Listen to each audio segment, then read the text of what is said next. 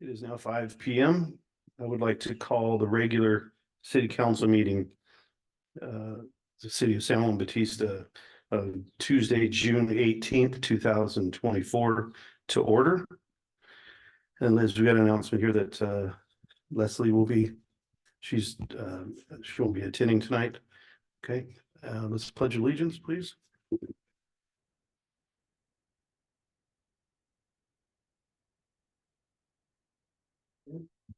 Allegiance to the United States of America, to the republic for nation under God, indivisible, with liberty and justice for all.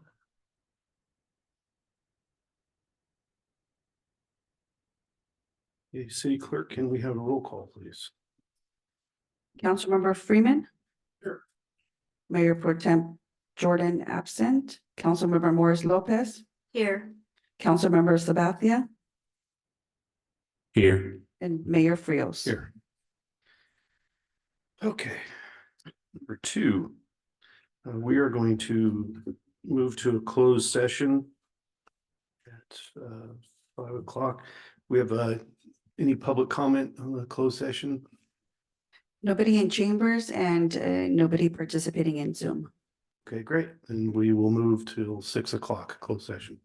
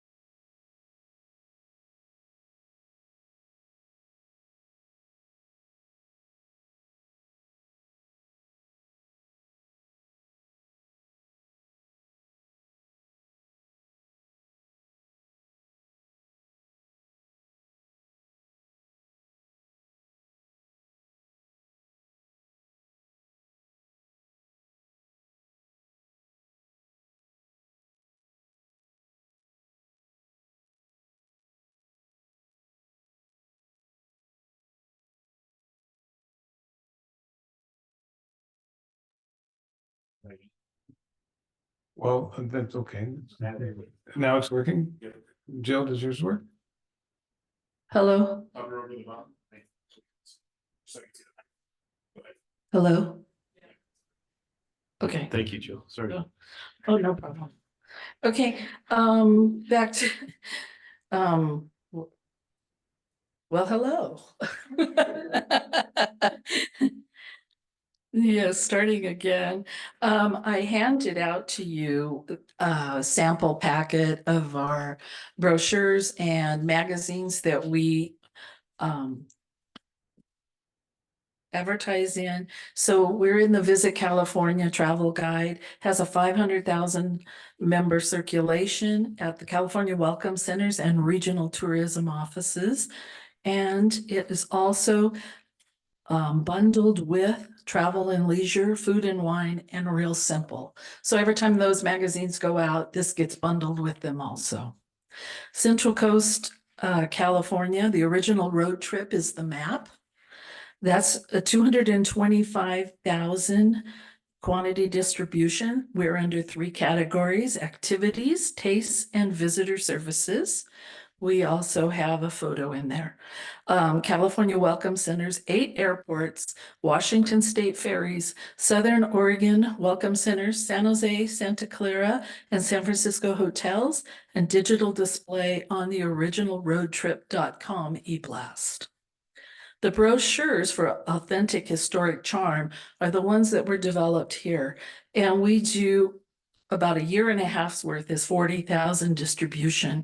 It's a Monterey Super City distribution, San Jose, Santa Clara Super City, and San Jose Airport. And just a note, today I needed some of those brochures to put in your packet. I got them at Monterey Airport because mine are locked in the Welcome Center. Sunset Magazine, the wellness issue, it's a 528,000 per issue retail distribution. And then we have the California Mission Trail Auto Tour. And it looks like I forgot to put Edible Monterey Bay, 75,000 distribution. And they also have the e-blast.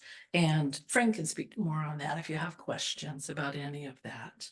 So, I mean, we're out there, we're spending your money on good, positive things, and we're hoping this draws some attention to get people here. It augments what we're doing with our website. And honestly, for which the city donates to a group of volunteers, I really think we do a pretty good job making those dollars stretch and getting them matched too. So, so then the next thing, we support, promote promotions and events.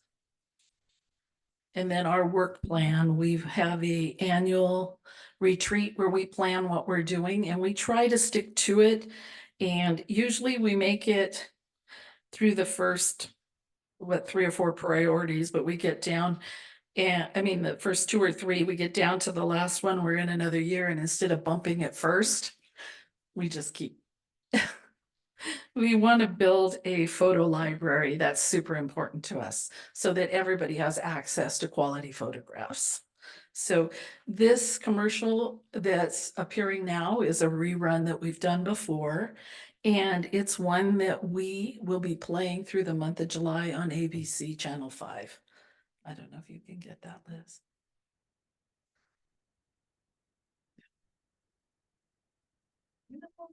Juan Bautista is open for business. Enjoy expanded sidewalk dining on historic Third Street.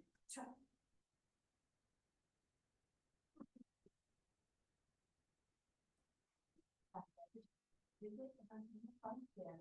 Browse local shops as merchants welcome you in.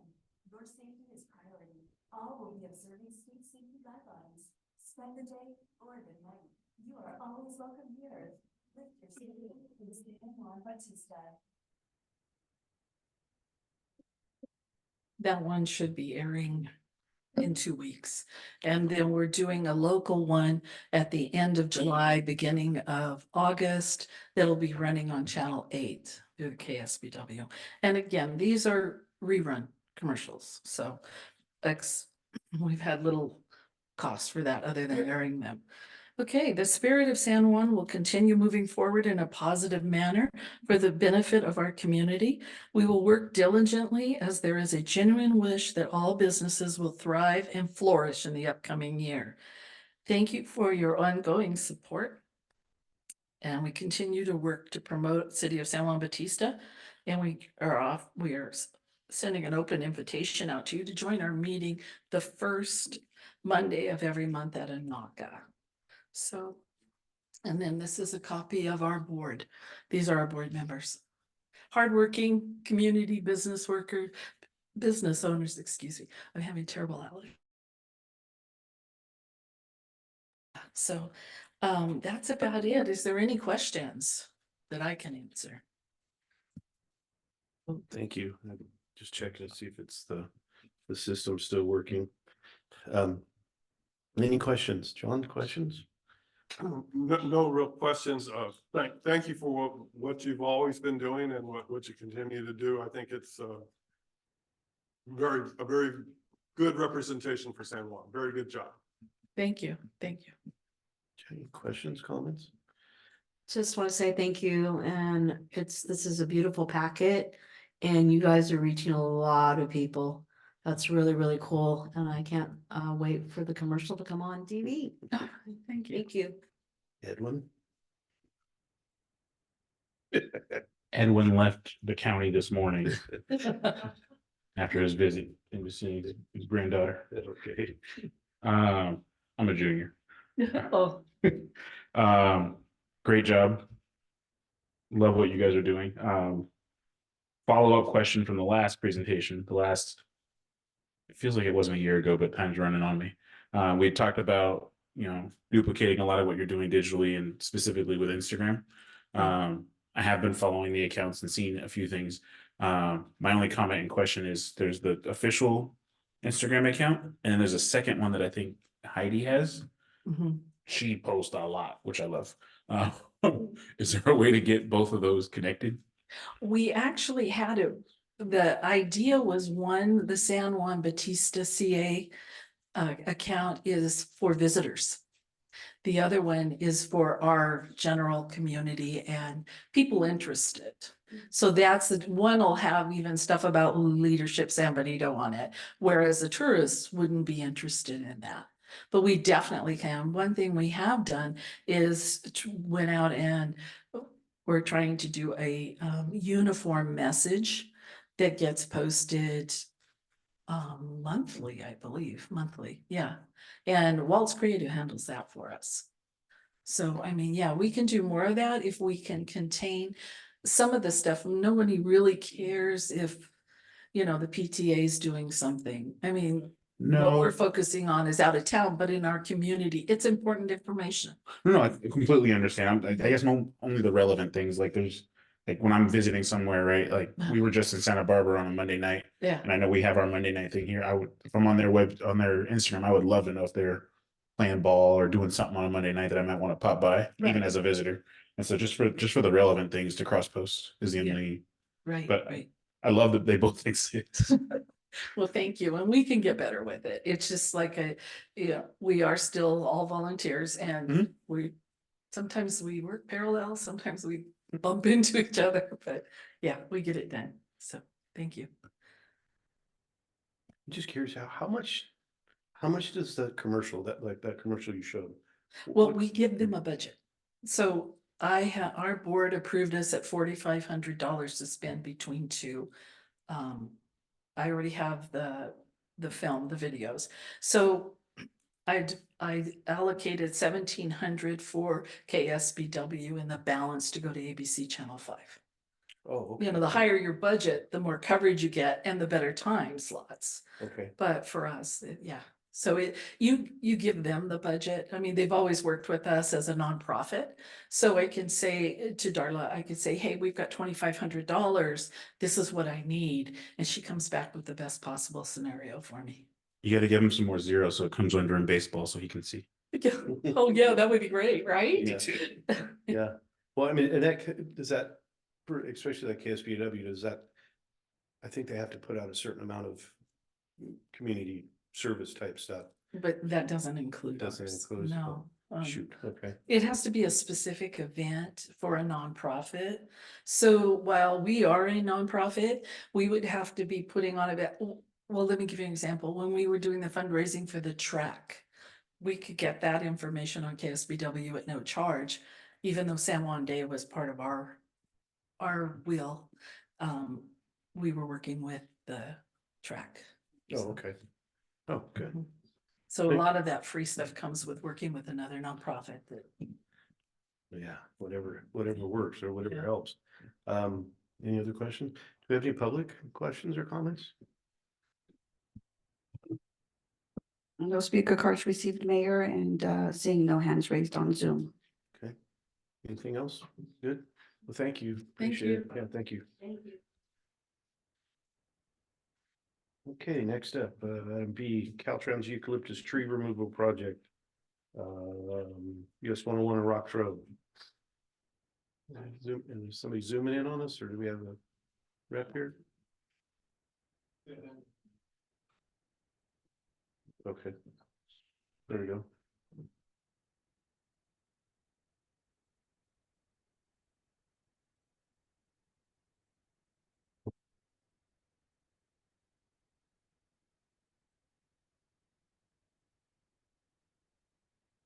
Hi, all. I'm getting my computer working here. I'm sorry. Hi, my name is Lisa Lowerson. I'm with Caltrans, and I had to switch. I was having problems getting in on my work computer, so I'm using my personal computer.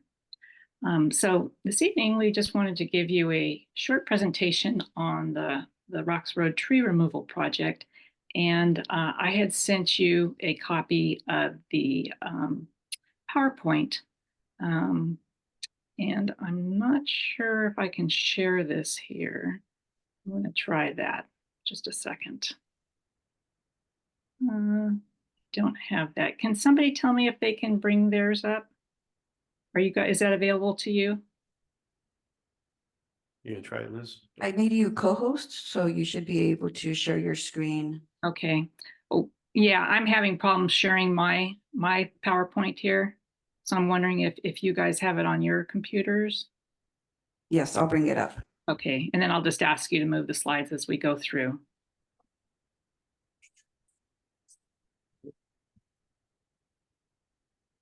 Okay, there we go.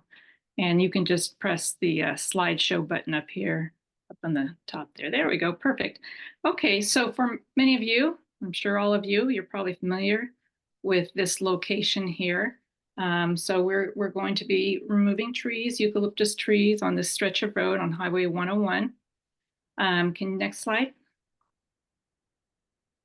So you can see there in the middle in the box there, that's our location. And if you could go to the next slide.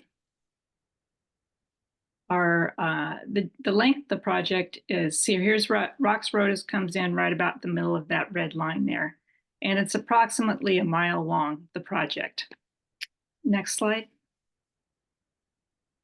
So what we're trying to do with this project is we're trying to improve the safety for the traveling public.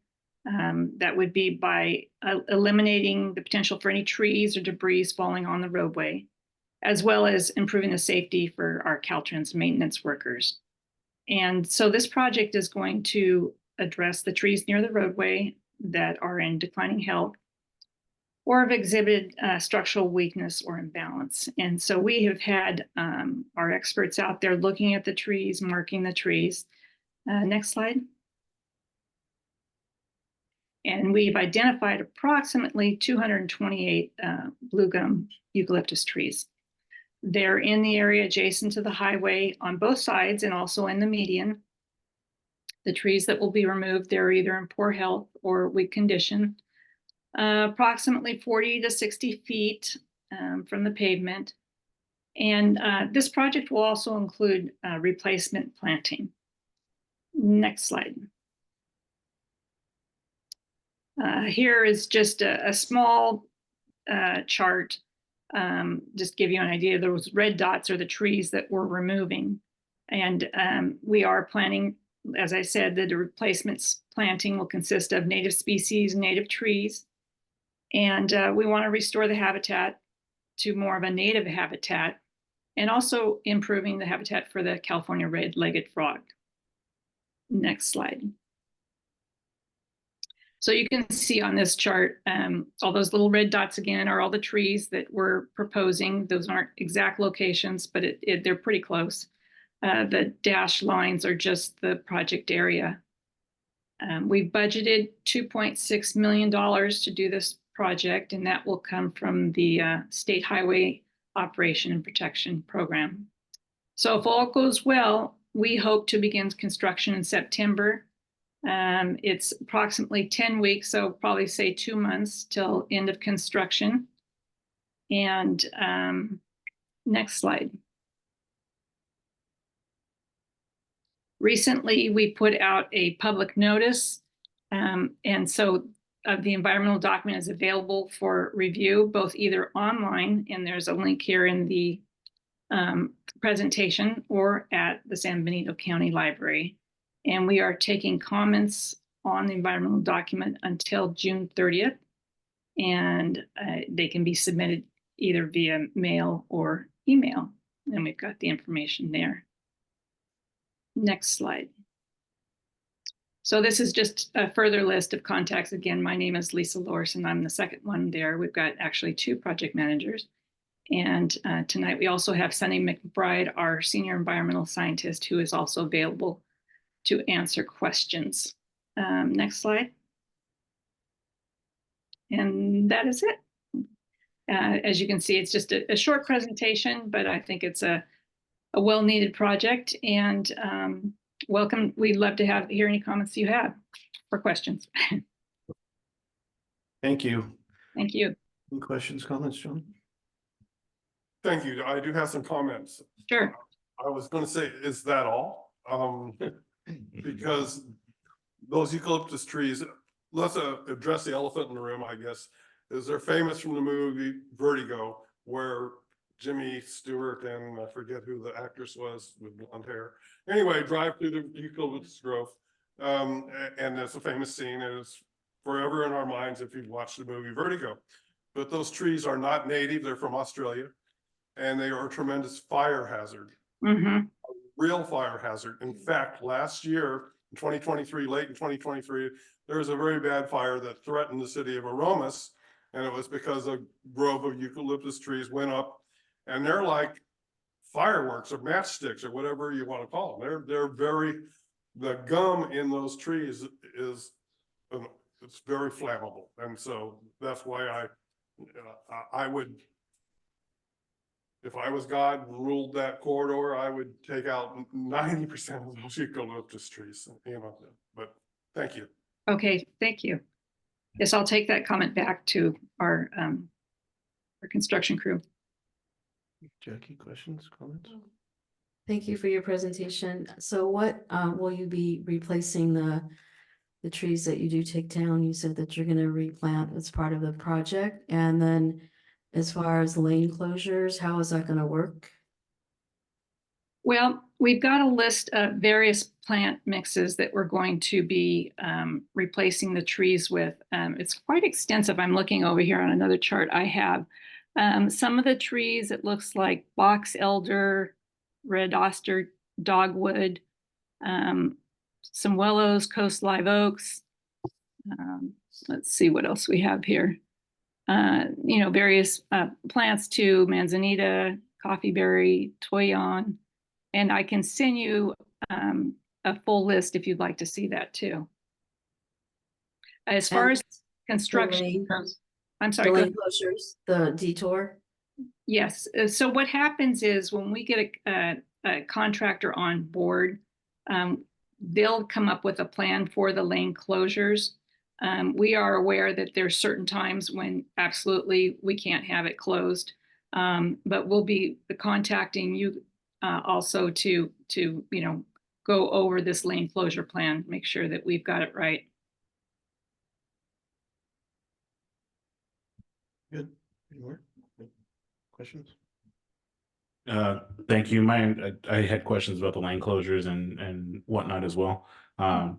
General comment, the species of trees are actually listed. It's very small font, but it's listed on the presentation. Right. Thank you once again for the presentation. We're glad for the heads up.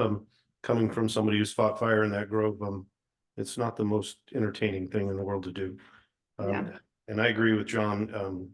I'm all for clear cutting that entire piece of property. Sometimes I'm concerned about some of the replacements. Dogwoods need a lot of water. Uh-huh. But there's no water source out there. So I've seen this a couple of times. I saw this on the Hacker Pass Bridge extension where, thousands of dollars worth of plant life was replanted and it was all dead in a year. Mhm. How is that going to be addressed? Is anybody going to, for the first 6 months or so, is anybody going to water that stuff? I mean, we're to $2.8 million. Yes, For $500,000, I'll go take that whole thing down, right, right. I would want nothing better than to drop a bunch of those big oak trees or ukes. Yeah, so how are we gonna keep them watered? Well, typically we have a plan for watering. What I'm going to do is go back. We have landscape architects that put this plan together with the all the plants. And so I'm going to go back and check with them exactly what they have in mind for that. And I will get back to you on that. Oh, appreciate that. Thank you. Yeah. Okay, Liz, do we have any public questions or comments? No speaker cards received and seeing no hands raised on Zoom. Okay, anything else? Oh, we got one outside. Can you come up and give your name and make sure the little green light's on the big push button? Yes. Okay. Hi, I'm Elizabeth Welch. You guys mentioned traffic or lane closures. So as soon as that plan's available, I think it'd be good to see that area of 101 is congested just with normal commute. So taking that down to one lane in any direction is pretty difficult, especially for us here in San Juan trying to get out on 156. It can get backed up for miles. My other question was duration. How long is this plan of removal? Was that in the presentation? 2 months. About 2 months. Yeah. Okay. Most likely, I know at our team meetings, we had talked about the possibility of doing it at night, but it sounds like that could be a safety issue. So most likely we won't be doing it at night. For the safety issue for the people doing the construction or the removal. Yeah, that makes sense. Thank you. Mhm. Yeah, I think you'd be hard pressed getting tree fallers in there at night. Yeah. Any other questions, concerns? I think we're good. Okay, well, thank you very much. I'm looking forward to seeing any updates on as far as your traffic plan. But thank you. Have a good Okay. night. You too. Thank you. Okay, before we move on to the public hearing, most of us all got texts. I'm going to announce that Willie Mays has passed away at 93. Like the two of us almost started crying. Okay, public hearing. We have two public hearings. A is Community Facilities District 2018-1 Copperleaf and Rancho Vista neighborhoods annual levy. And is Doug running this one? Yeah, I'm here. Can you hear me? Yes, sir. Thank you, Mayor and council, thank you for allowing me to present. So this is something we do every year. We bring before council the recommended adjustment to assessments and hold a public hearing in accordance with state law, both the laws that established these districts and Prop 218. Or excuse me, let me get a drink here.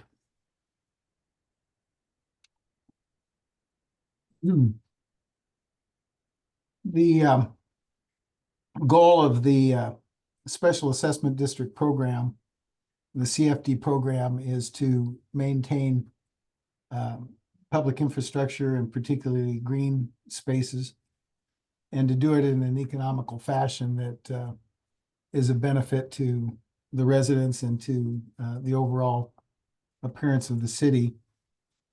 This first public hearing is for, as you mentioned, the CFD number 2018-01 Copperleaf and Rancho Vista neighborhoods.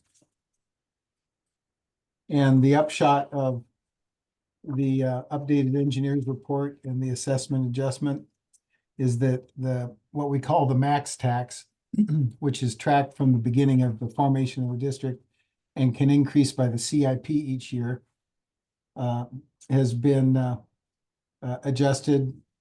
We rarely ever charge the max tax. Over the last 4 years, the assessments have been less than that max tax. This year's Zone 1 calculation is to be assessed at $690 for the year per unit, and then Zone 2 assessed at $824 per unit. The CPI for the max tax increase was 3.8% this year, according to the San Francisco, Oakland, Hayward area all urban consumers CPI, which is what was established when the district was formed. And generally, this district assessment is a modest cost for the benefit that's being received. As I do these for various cities, I always like to point out that the cities can do this work considerably more expensive than the housing associations typically can do the work. They're typically significantly more expensive. And so it continues to be a bargain and a opportunity to have more control over the quality. The only other thing that I'll mention is that aside from the contract maintenance work that's performed, there's things that come up through the year. And so it's a flexible program, and the city can add scope or can make additional projects, including CIP projects that are within the realm of responsibility of the special districts. So I have any question, I'm ready to answer any questions if you have any. Thank you. John, any questions? No, thank you. Appreciate your presentation. Let's move on. Okay, Jackie, any question? No questions. My only questions were, in years past, we had community meetings, which I thought went really well with each of those communities. Not sure it's completely necessary now that people kind of understand what's going on after the first couple, but in the last meeting, specifically with the Copper Leaf group, there was a bunch of questions and or hit list items, including some fixed concrete. Do we ever fix those things within the scope of these levies and report back to those community groups about those specific fixes? Well, I don't recall. I have to go back and check. It was a year ago, so I would have to go back and double check. I can get you a written response to that. Okay. Good. I was looking at the Zone 1 was assessed 690 and Zone 2. That was for the 690 and the 824. That was for last year, the entire year. Is that how much they paid? That's the assessment for this year to obtain the necessary revenues that are expected for both the contract and other maintenance work. And that was based on what was expended last year. Okay. That is annual per person. Yeah. Well, it's a pretty good deal because I paid twice that and I don't get anything in our HOA. Swear to God, we get nothing. We're stone faced told we get nothing. Yeah, I'm working on it. Yeah. Okay. No more questions. We'll open the public hearing in. Liz, do I have to do this thing? Okay. Open the public. Any public comments or any questions on Zoom or in chambers? See no speaker cards received and see no hands raised for this item. Okay, great. Then I'll go ahead and I'll close public hearing. Here we go. Any more council member comments? Nothing? Anything? Okay, we need a motion and a second on this. So moved. Second. Liz, can we have a roll call, please? Councilmember Freeman, Yes. Councilmember Morris Lopez, Yes. Councilmember Sabathia, Yes. Mayor Frios. Yes. Motion carried. Okay, next is B, Val Vista Landscape and Lighting Maintenance Assessment District number 1 for fiscal year 24-25. Looks like Doug, you're up again. This is another assessment district, and process is very similar to the last. The only comment that I'll make is this is a good opportunity to point out that since this district was formed, the approach has been to develop a modest reserve, and then from year to year hold the reserve constant. And so that means the assessment might have a more significant variation from year to year to maintain that reserve. I talked to Don about this, and he agreed we're going to discuss maybe making adjustments in that philosophy. I'm not sure why that was in the past, but what that would be is to get increase the reserve amounts and then have kind of like a level pay plan for the assessments. That way you have more reserves and you use those reserves as you need to as costs go up and down depending on what's being done, so that the assessments don't dramatically change from year to year. So they're modest. But in this case, for this fiscal year, there was an increase in assessment because of that. The actual costs for contract landscape and lighting maintenance was more last year than anticipated. I'm not sure why. It's probably post-storm cleanup or something like that. But it's the assessment for this year to be consistent. Doug, I'm sorry to interrupt. We're having some audio difficulty. Oh, sorry. Can you hear me now? Is it where it doesn't. Let's see. Can you hear me now? Hello. Okay, it's working. Okay. Okay, Very can good. you hear me Thank now? you, sir. Yeah, Okay. thank you. Well, We heard everything you said. It's just for some reason Zoom's having a glitch. oh, gotcha. Okay. In any rate, the assessment for this year is still well below the max tax that it could be assessed. The idea again is just to cover based on what was spent last year and maintain the reserves at a flat rate, or a flat level rather, which we'll revisit next year, or maybe make some adjustments so that the reserve's a little higher, and then the adjustment from year to year isn't as large. If you have any questions, I'd be glad to answer them. Thank you. Questions, Sean? No? No question, thank you. As I remember, sometimes some of that reserve was, because Rancho Vista's, not Rancho Vista,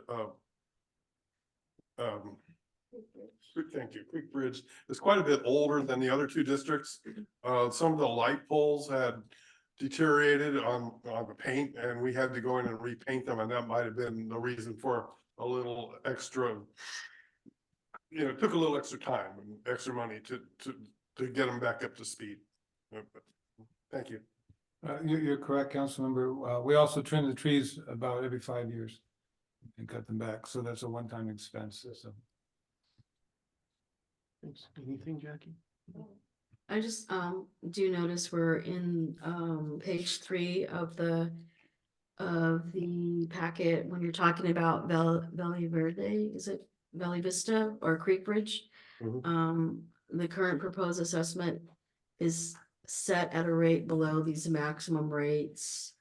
And you did address how you're gonna adjust that to beef up the reserves. It is an older development. I do notice it has more mature trees, which I'm just assuming takes more maintenance. So with their rate being not quite, I mean, I noticed that there isn't a set dollar amount that you listed in this packet like you did with the other two districts. Do you have that amount? For the CPI? Yes. Yeah, I'm sorry, that was an omission on my part. It's the same as the other district. It's 3.8% was the CPI. So what's the dollar amount approximate, Um, if you have it?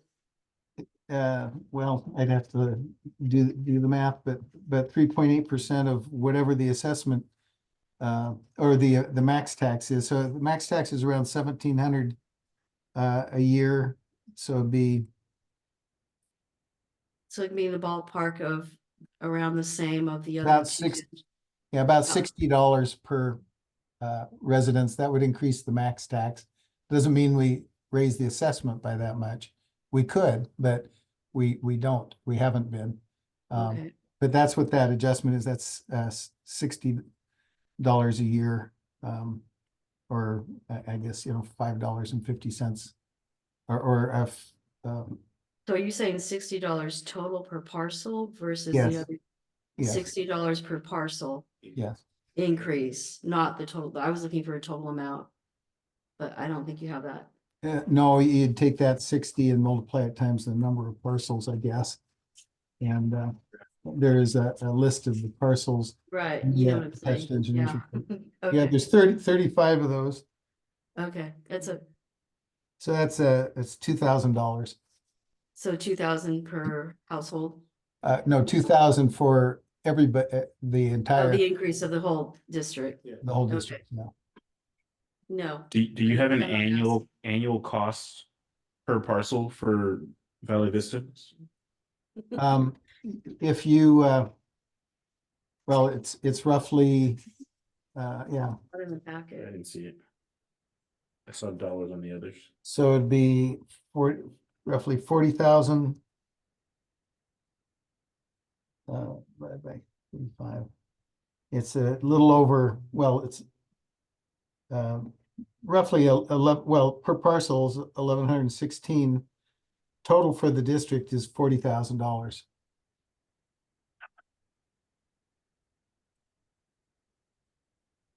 Divide that by 35, 38. Yeah, there's a few. what, ADUs? Yes. Yep, Should be. Oh, it's still up here. Trying to scroll through. In the engineer's report, there is a part C, part C identifies the per parcel cost for every parcel, and there is an increase if you have an ADU. And then there is the total budget also in the engineer's report. That's in the packet. Yeah, I got it out of my packet. I Yeah, don't so see this page in the assess, Yeah, I always like to pull the packet that's online and I don't see it anymore that's in there. Yeah, so I'm reading this, the assessment per parcel is $1,116.28. That's correct. okay, I see it.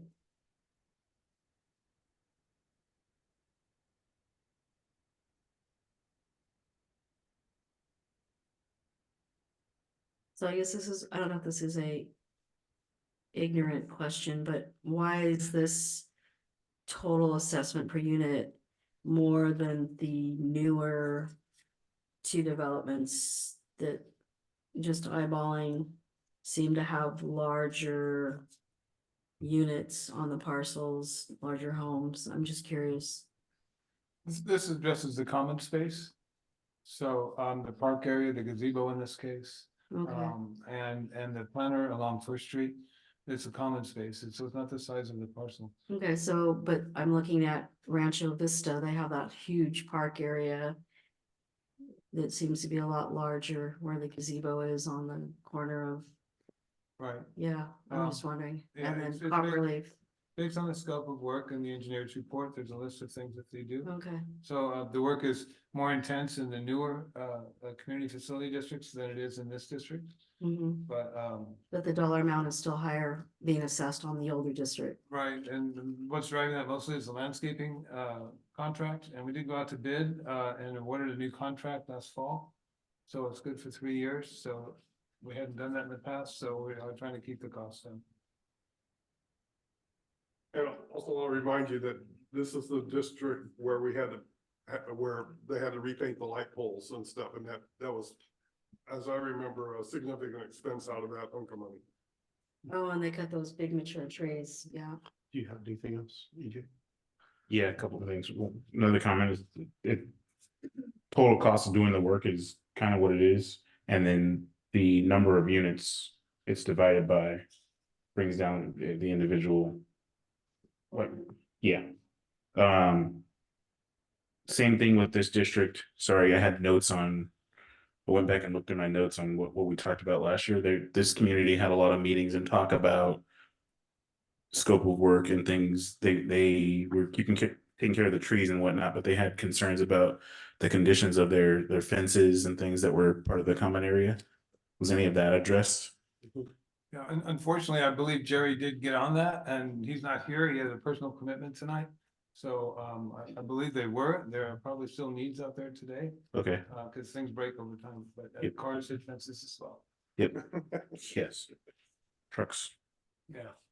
All right. Yeah. Just general ask of, we're asking, and the city collects for the stewardship of these contracts and areas.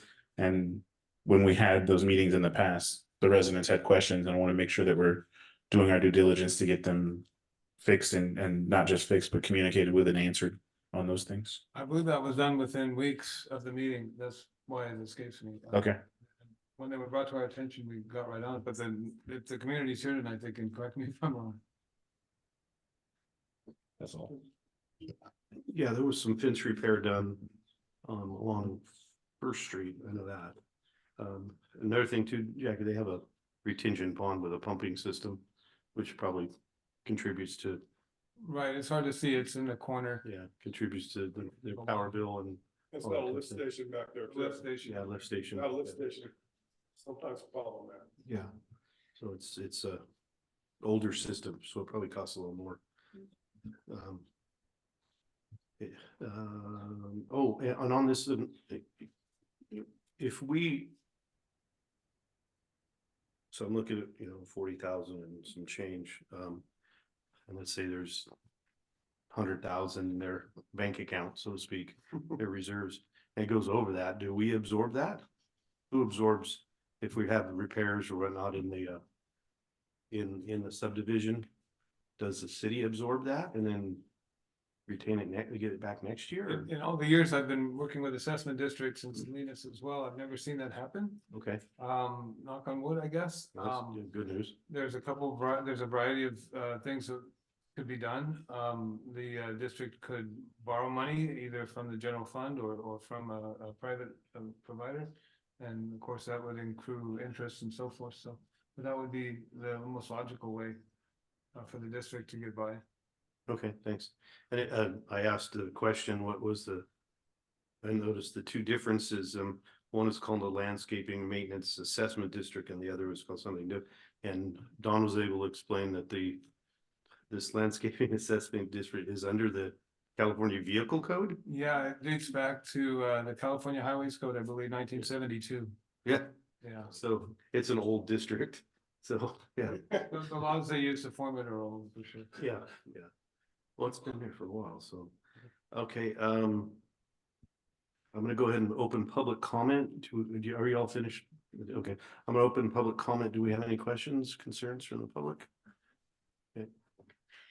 Thank you, Mayor Friels and the rest of the city council. My name is Elise Brentnell. I live at 13 Donner, which is within this area we're discussing, and I would like to beg you to hold off on this vote, as there is a tremendous number of issues that we need to address before we actually figure out how much money you're actually going to need to do this work. First of all, this is a significant increase for us for this year in additional taxes.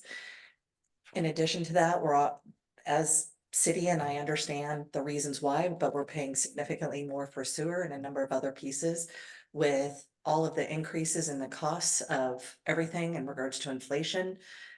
I sympathize and I understand, but at this time, I'm again going to ask you to please hold off on this vote. There are several reasons why, and I'll list them as best I can. Number one, the grass and the trees are dying. I have one of the largest sycamores out in front of my house, and it is dying. I understand that we trim the trees once every 5 years. We need to do that more often. I have branches on that tree that they don't have any leaves. The trees are sick. Mine is one of the worst, but there are several others out there that are also not doing well. All you have to do is take a good look at the leaves and the color of the leaves to see that those trees are not doing well. We need an arborist, we need them to come in, and we need to feed these trees what they need to survive. In addition to that, the grass is turning brown. Honestly, I don't even know when they water it. And as far as the debris pickup, the debris, because we aren't trimming the trees, there is constantly debris. Debris on the sidewalks, debris on my property, debris in the road. And because we're not trimming the trees and caring for them as often as we should, in my opinion, we have big, larger trucks that come in and they rip branches off, and that's not good for the tree either. Makes the tree look ugly and lopsided and funky, and depending on what time of year, really injures the tree. On top of that, I've got, we've got jasmine in one of those areas along the easement, and for as long as I've lived there, which is over 3 years now, there's been a blank space. They just mow and blow. They don't actually care for the plants that are there. And I understand we're a small town, we're a small community, we're doing the best we can. Dawn, thank you very much for everything you do, but we need to do better here. And with that, I'd like to volunteer to help look for a solution here, because it's really important to me. I believe these trees deserve a chance. It can, do wonders as far as beautification of the streets, both Donner and Awani. And I'm asking for your help in doing that, because right now we're going to be, in a matter of years, we're going to be taking down those trees. Thank you. Thank you. Do we have any other speaker cards? Okay. Hi, Sharon Gerber. I'm 15 Donner Street, same neighborhood. And I did have a question about what you were talking about. You said there was some fence repair done. And was that paid for through our landscaping? I'm trying to understand what fence, because our fences are not covered under this. Like, I just repaired my fence and I had looked into whether that was covered through the lights and landscaping, and it is not. So I just paid to have my whole fence, which faces First Street. It's the white fence, the white. Yeah. Those are not covered through the association. Each property owner is responsible for them. And I have one of the longest ones, and I just paid to have it all repaired. So I'm familiar with that cost, but I'm trying to understand what fence repair was done. That's what I assumed though, because I saw them out there fixing the No, that fence. was And they're, paying for it. All of us homeowners paid that ourselves. okay, this is on First Street. You're not on First Street. First What I Street. saw on First Street was common fencing between multiple homes that had collapsed, and then it was fixed. And I don't know if. Common, the little white fence Yeah. that faces, If I no, don't know. that's, we have to pay for that ourselves. That's in our. Okay, yeah. let me ask them, do you know if we had her, because I know we had that crew out fixing the fence in. We had a fence in Rancho Vista by the stream that a homeowner ran into, knocked over. Yeah, We had another fence, probably Rancho Vista by the roundabout that got hit. Yeah. So I'd have to go back again. I'm sorry, Jerry's not here, so I need to go back Okay. to my. Well, I did, because I went to your meeting and then I did look it up in our guidelines, and those fences are not covered. They're covered by we are responsible for them, the owners, the homeowners are. okay, So that should not be even taken into consideration. the homeowners, I thought because it was all part of your lighting district, it was just my assumption because it was fixed. Thank you for, Yeah, no, it's thank you not. for correcting that. Okay, and then the other thing is of course, as I will go along with Elise to say the quality, I'm retired. And I see what they do every week. And a lot of times I have to go back out and I have to rake up all the leaves that blow on my lawn. So I did recently see them fixing some of the sprinklers, but the quality of the work is not great. I'll say that. And then also, we have a lot of sidewalks that are in great disrepair, and I don't think sidewalks are included in our HOA, but I noticed sidewalks throughout the city have been worked on. And so, we pay the city taxes as well. So I'd like to know what you're doing about that. And also I want to address the increase where our assessment last year was $663. You're asking for us to come up with an additional 40% over what we've been paying as a retired person. Having almost $2,000 worth of assessments and bonds in addition to my property taxes, that hurts. I don't get that big of an increase. So I think that's a lot of money, more to ask. And so I'd like to table this until we understand better why we need such a large increase. And also why we need such a large reserves. We had a reserves of 40,000 going in. Keep going. And now it's saying we have a reserve of 28,000 because the lights, which had not been maintained properly over all those years. And because we jumped up and down enough, they finally went out and painted them and replaced the bulbs that weren't working. So that was once since the whole district started. So I'd like to understand why we need such a large reserve. And what they're gonna do about sidewalks and why we need such a large increase. That would be my major thing. Okay, Thank you. thank you. Do we have any? Has anybody filled out a speaker card tonight? Yeah. Okay, okay, thank you. No other speaker cards received and see no hands raised on Zoom. So Mayor, I might suggest that we do go ahead and table this tonight. The goal is to get an approved report to the county property assessor, to the county assessor's office towards the end of July. So we would have time to meet with the community and circle back to the July council meeting for approval, if that's okay. Yeah, I have to agree with you. I'm not seeing, I've gone through this twice now. I didn't see anything about where the 40% came from. So, okay. Yeah. Last year it's 1,116. Okay. So Doug helped me with the math, so maybe he. Well, that got a little confusing trying to get that. Previous assessment last year Yeah. was 663. Yeah. Yeah. So she's Hey, questioning. hang on a minute. I need to close public comment. I'm gonna go ahead and close the public hearing. And then we bring it back to us. So, Sorry. yeah, I think I'm as confused as Chris on this. Yeah, I didn't see those dollar figures, so I'm glad we're talking about tabling. Yeah, I believe it. If you agree, we should Yep. bring this back. Okay. So Liz, if we want to table this, we don't have a vote or anything, we just Can I continue. ask a question before we table it? Absolutely. So when we come back, this is the specific thing I'd want to understand. So we asked about the annual increase, Doug, and you said that annual increase was $60. And what we're hearing now is it's more like $600 is what it sounds like. Well, let me That's where I'm let me confused. clarify the comment. The $60 is what we increased the max tax. What the max tax is defined as is when the district was formed, however many years ago, it was established at a maximum assessment. And we keep track of that and then increased by the CPI every year. And that just continues to grow over time. And that's what's called the max tax. Legally, if needed, the council could approve assessments up to that. That creates the top maximum assessment that could be levied. And we always levy less than that. So that's only that $60 or that CPI really only comes into play typically keeping track of that maximum that you could assess.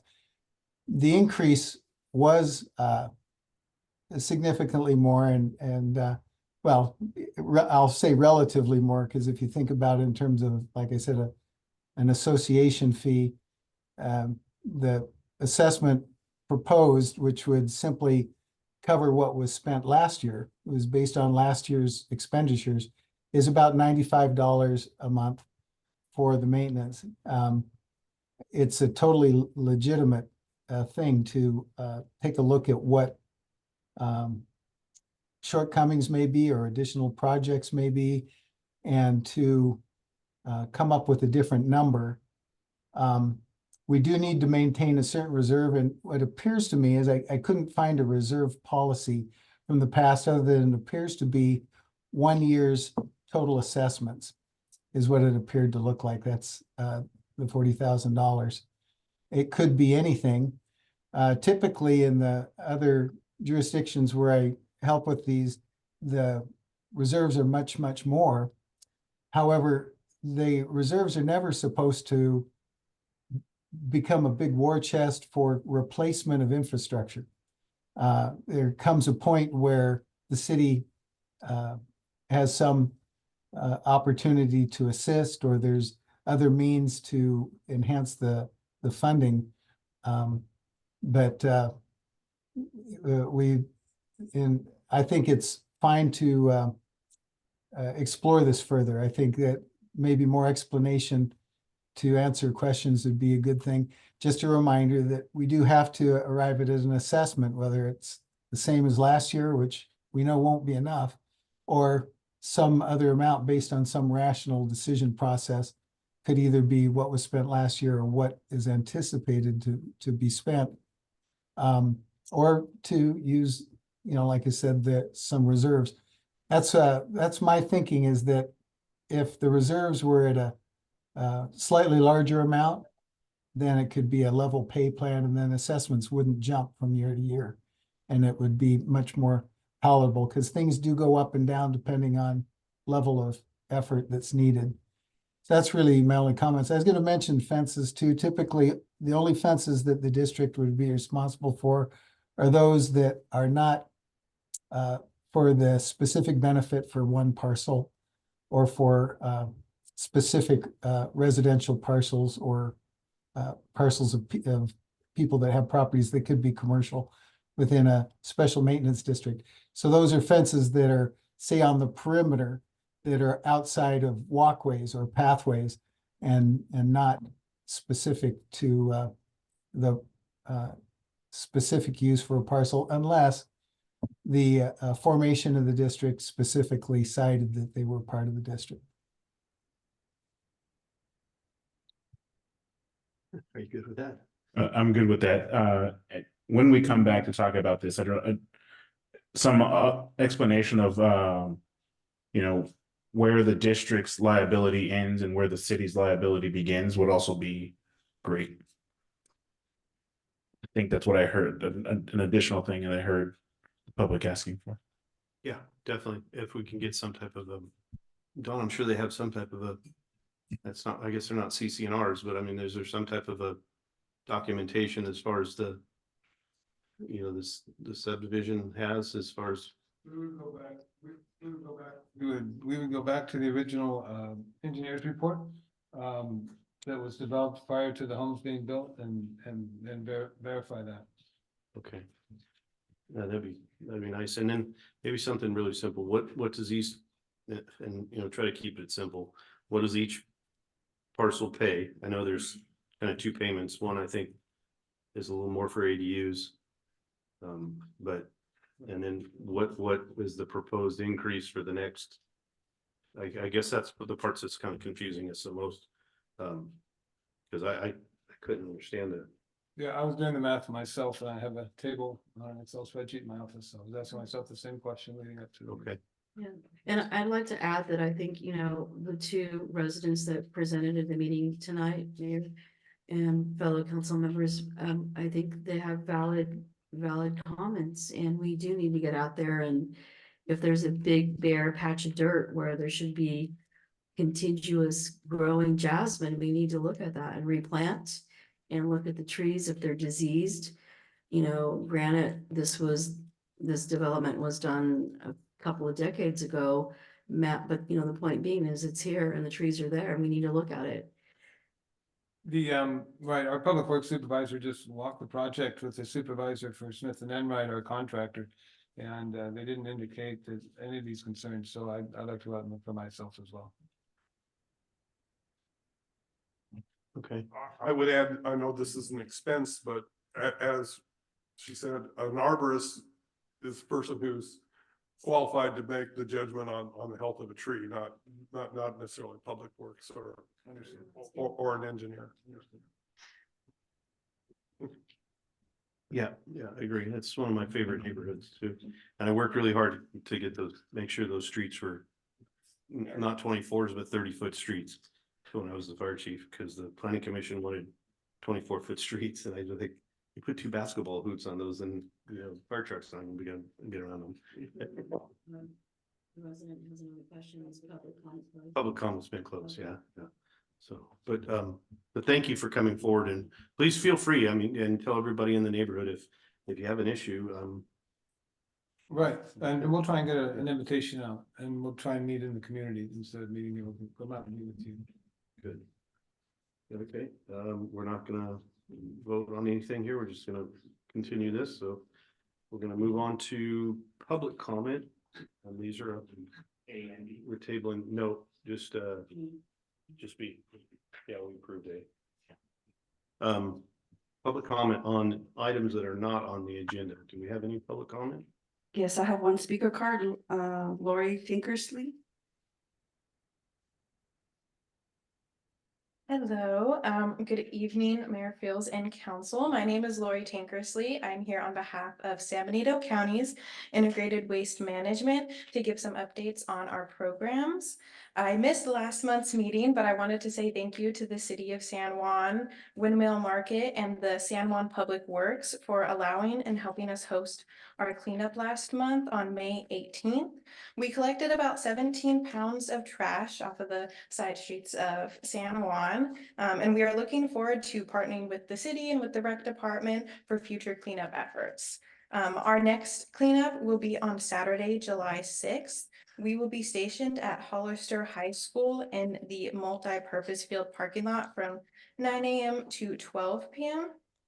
And then as well this month, we are offering a bulky item recycling and disposal event on June 29th and 30th from 9 a.m. to 3 p.m. at the John Smith Road landfill, where residents can bring up to 2 bulky items per household at no cost.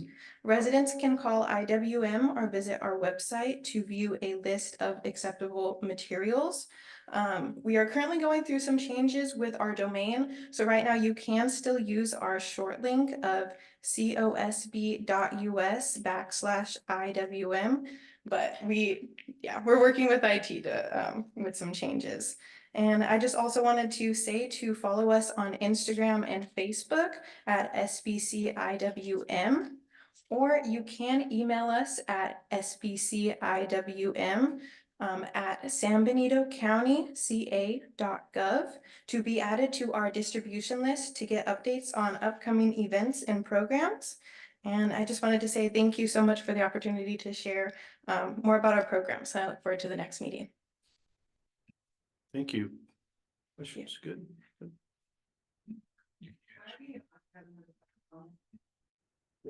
On, Different subject. yeah, on what, yeah, nothing on the agenda. Just a general public comment, yeah. Okay. So Sharon Gerber, 15 Donner Street. So I just wanted to make a comment about the number of 18-wheelers going by on First Street daily. And really breaks things up, including these trees. And for a while there were signs, big signs, electric signs out there, and that helped a great deal. And then those were taken down. So just making a comment that first, the traffic has increased a lot. Again, I kind of count them because I face that street in my backyard. And I would like to see us do something to deter that. Yeah, thank you. Dawn and I were just talking about that. Yes. Putting up a couple giant boulders in the traffic circle there. I know. It's terrible. Okay, any more public comment from Zoom land or anything? No hands raised on Zoom, Mayor. Okay, moving along to, we have a treasurer's report and monthly financial statements. Wendy got this or? So, yeah. On the DL? No, she's on. No, sure here. You want me- I can present if you like. Yes, please. Thanks, Wendy. Sure, yes. You have in your packet the treasurer's report or the financial report for the 10-month period ended April 30th, representing 83% of the city's fiscal year. Our general fund revenues are coming in strong at 92% for the year to date. Correspondingly, we have general fund expenditures coming in 87% for the year to date. And the net effect is a positive change in the general fund of 125,000. On the enterprise funds, water, we're at 96% of our revenues, and our expenses are at 70% to the budget, with a positive change for the year to date of $712,000. On the sewer fund, revenues are running at 103% to budget and 59% on our expenditures. The net effect is a positive change of 711,000 in the fund balance for the sewer fund. Other notable items, if you maybe are looking at your warrant list, we have had some pretty sizable disbursements for the sewer project. And as far as the cash management around that, with our funding sources, everything is flowing very nicely. Thank you. Any questions? John? No, thank you. Jackie, anything? No questions. Okay. Any questions from the public? No speaker cards received and seeing no hands raised on Zoom. Great, thank you. Thank you, Wendy. Yep. Okay, reports from city council representatives to regional organizations and committees. John, break out your cards.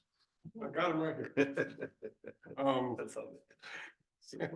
So 3CE meets next Monday, so we haven't met in a while. The IWM that Lori was just talking about, the committee meets this Thursday at 10 a.m. at the county chambers.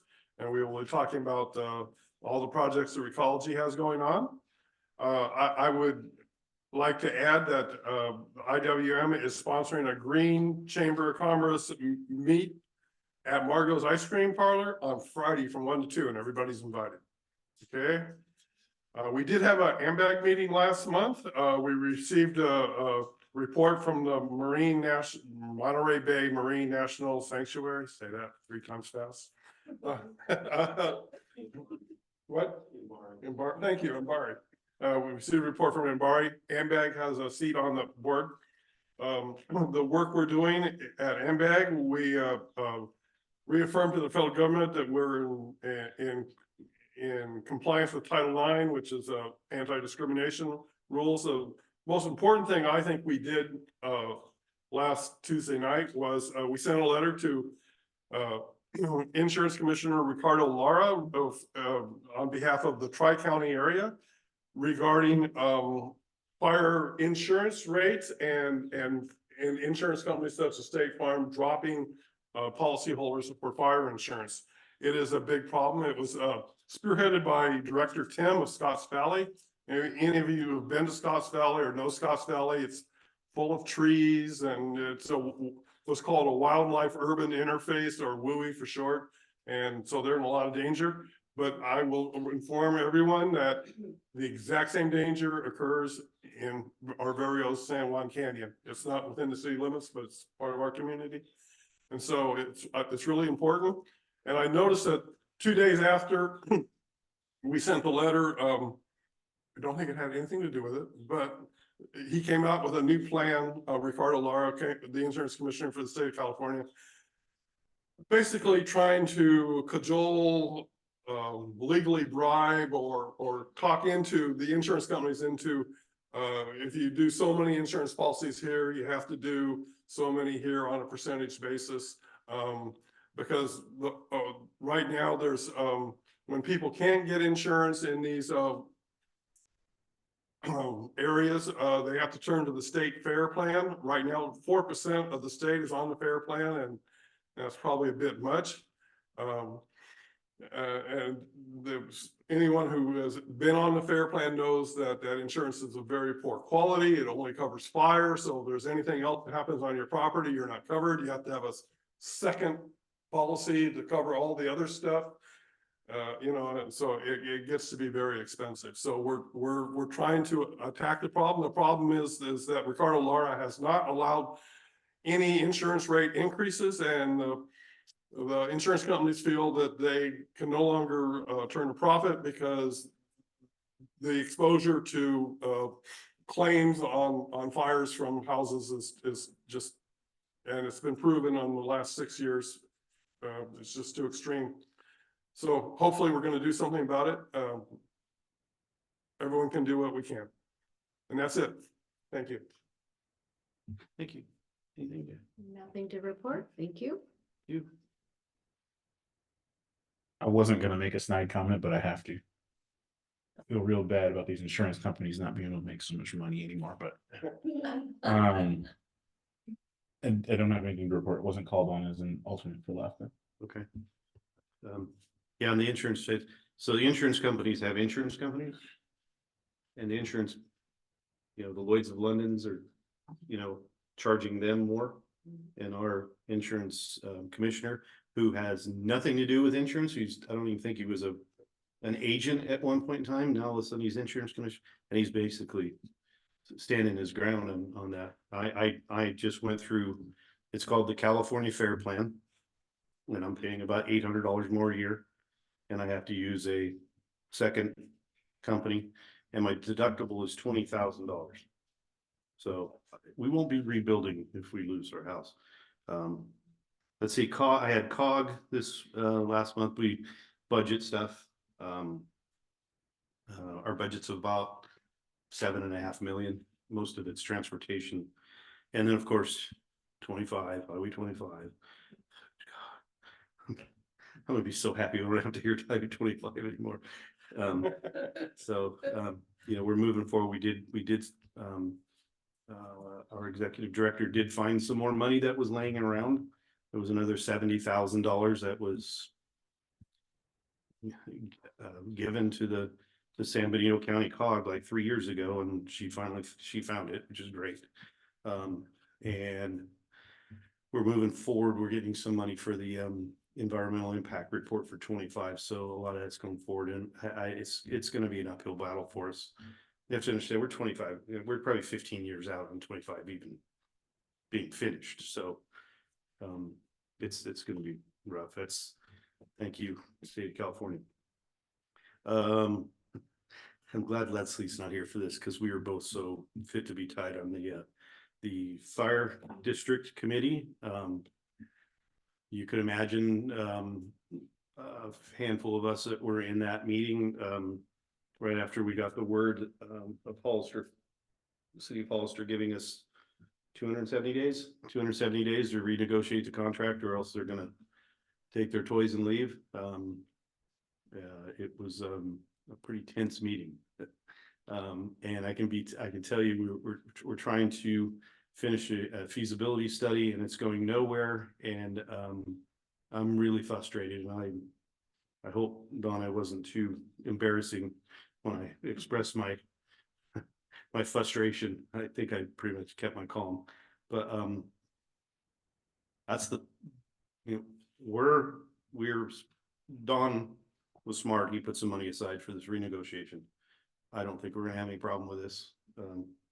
I think we'll probably be able to keep our fire, our engine staff. But I have been talking to Don, if the county can't figure that out, and if they drag their feet longer than 270 days, and our fire engine comes out of our fire station, somebody's going to pay for that.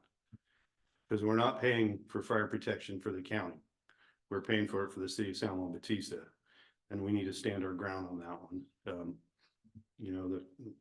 I get how mad the county is, and I get how frustrated Don is. And this happened during budget season, and it was a really bad call. Apparently they have a meeting about it tonight. So we'll see what comes out of it. I haven't got any text messages yet. So that was that.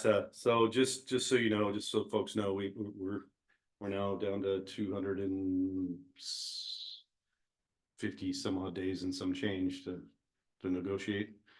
No, the letter is being considered tonight. It hasn't been sent yet. Oh, okay.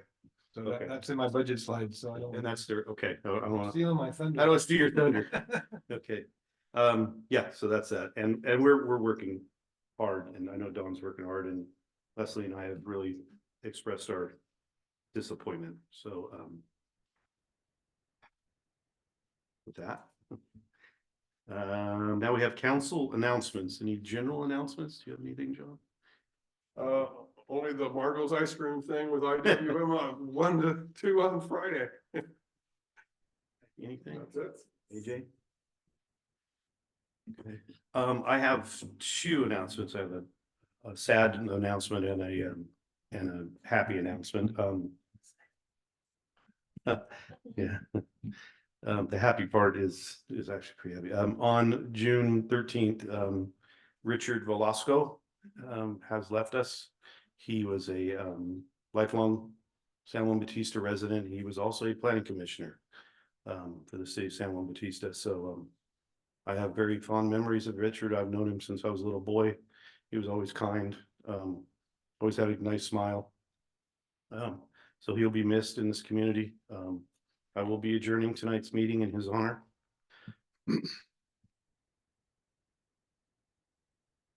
Happier note, a San Juan girl, Anzar High School graduate, Kayleen McLaughlin, just graduated from Oregon State University with her degree in psychology and about 10 other sub-degrees.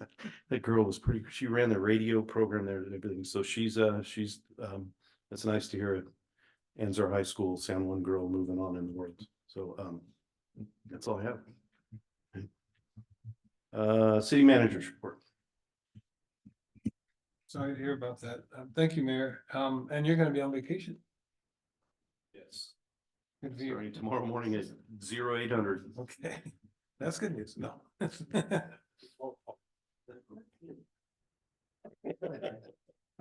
The reports in your, sorry, the city manager's report was late getting out. That was just a miscommunication between myself and the city clerk. It's in your packet now. And I'll go through that, and I was gonna give Roy an opportunity to go through his slides, and you would just want to touch base on the public safety first, Roy? Sure. Thank you. Roy Morales, the public safety coordinator. Good evening, Mayor and Council. So my slides contain this month's Sheriff's Activity Report. And just for information, the deputy that's assigned to us actually participated in the oral interviews for our next code enforcement officer. So that was super important since he's going to be working with that new employee. I just want to give him some kudos on that. There's some information on the fire contents: 3 fires, 2 vehicle burns, 1 rubbish, and 21 medical emergencies. I asked for a breakdown of where those were, and they haven't given them to me yet. So I know that council probably wants that information. 13 vehicle accident responses, and 4 of those were within the city. And then 21 inspections. There's some information on code enforcement. We had 2 animal control cases, 3 code enforcement cases. That includes a food truck, 1 construction with no permit, 1 commercial business without a permit, and 5 parking citations. Any questions on that before I move on? Anybody else? Since it's such a live wire and hot topic, and how long ago did you ask for the breakdown of the medical emergencies in city, out of city? Just 2 weeks ago. Yeah. They're Hollister Fire. I try to get a hold of them before the 10th. Every month for their stats, and I get them right around the 8th or 9th. Okay. I'm gonna go ahead out on a limb. It's about less than 40% of the calls for the vehicle accidents were within this, in the city. When we're looking at renegotiating, we should be looking at what those percentages are of their calls that come out that are inside or outside. I know that's a topic that's being discussed. So. It's kind of astounding. Thank you.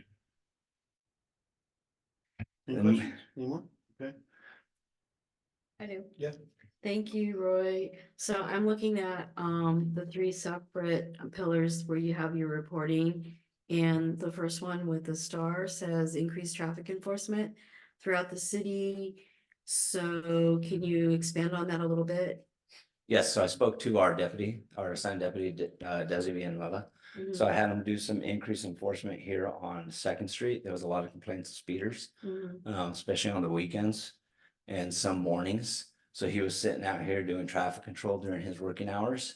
There are also other areas within the city. I know that he's trying to pay attention to the area of Vertigo due to that heavy increase in traffic as people are starting to cut through our city to get to the 156. That's a major issue. So he and I have been trying to come up with a plan on that actual enforcement, because it's hard to get out. So if he makes a car stop in that area, he's kind of stuck as well. So if an emergency call comes out, he's stuck there. So that's just something we're trying to consider and see how we can get some extra help on that.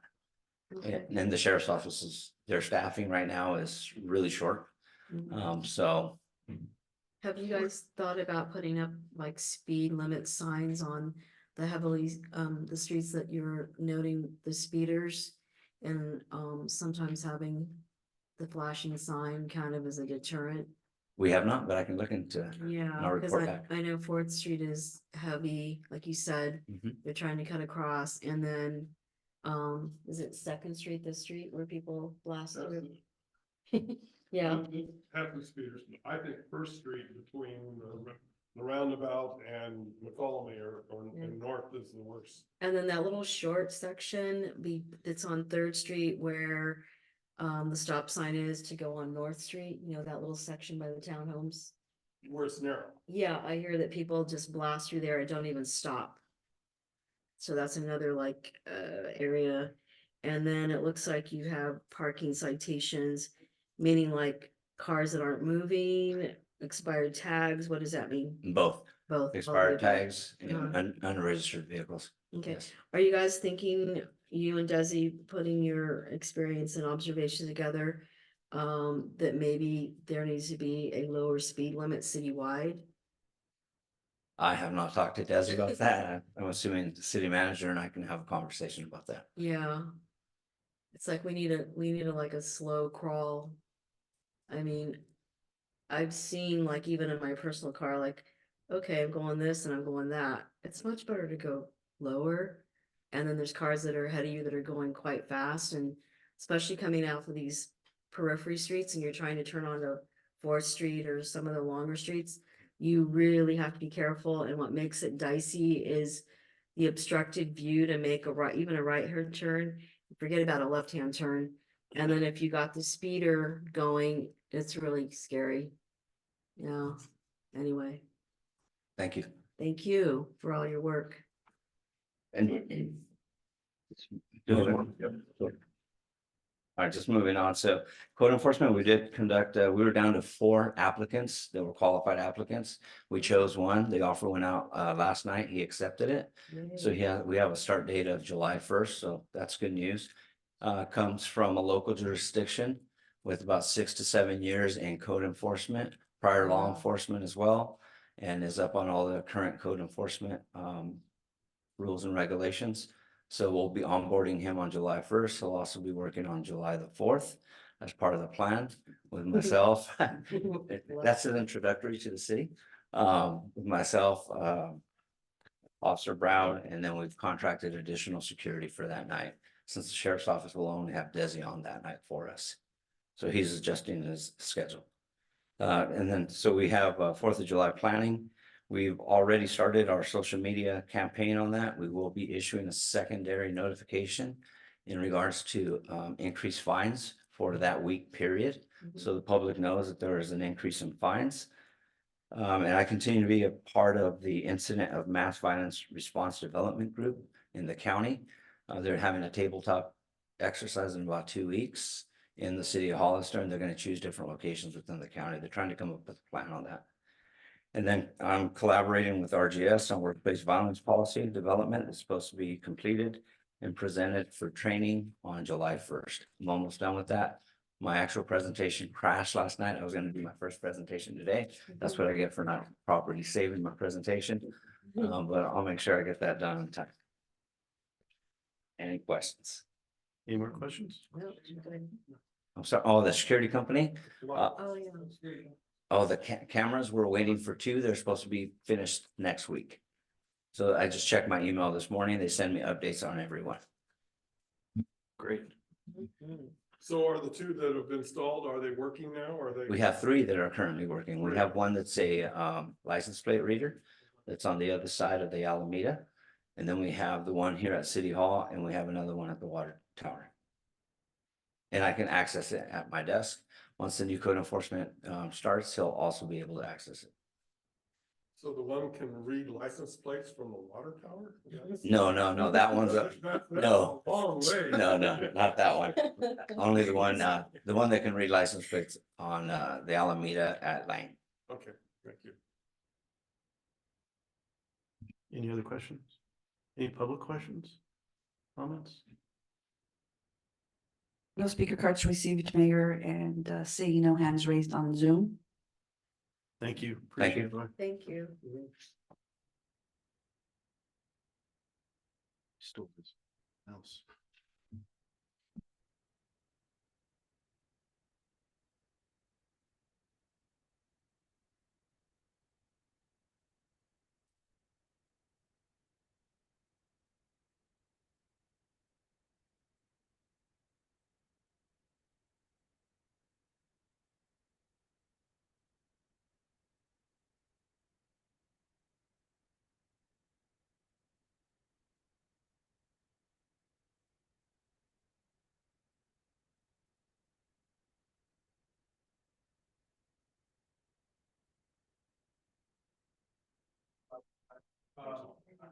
I'm only here for 3 weeks this month, so thank you, council, for last week's time off. Appreciate being with my family during graduations and other things. It's important for me.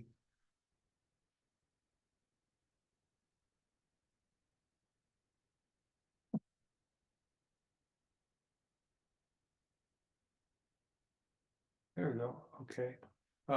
As Roy mentioned, and it's on tonight's agenda, the violence in the workplace policy is just an example of the various personnel policies that we're working on. Roy and Liz and I have been working with RGS to get a comprehensive review of all of our personnel policies. So that was brought to my attention, and I know Liz and I have been collecting a list of changes that are needed to update that policy. It's about 5 years old now.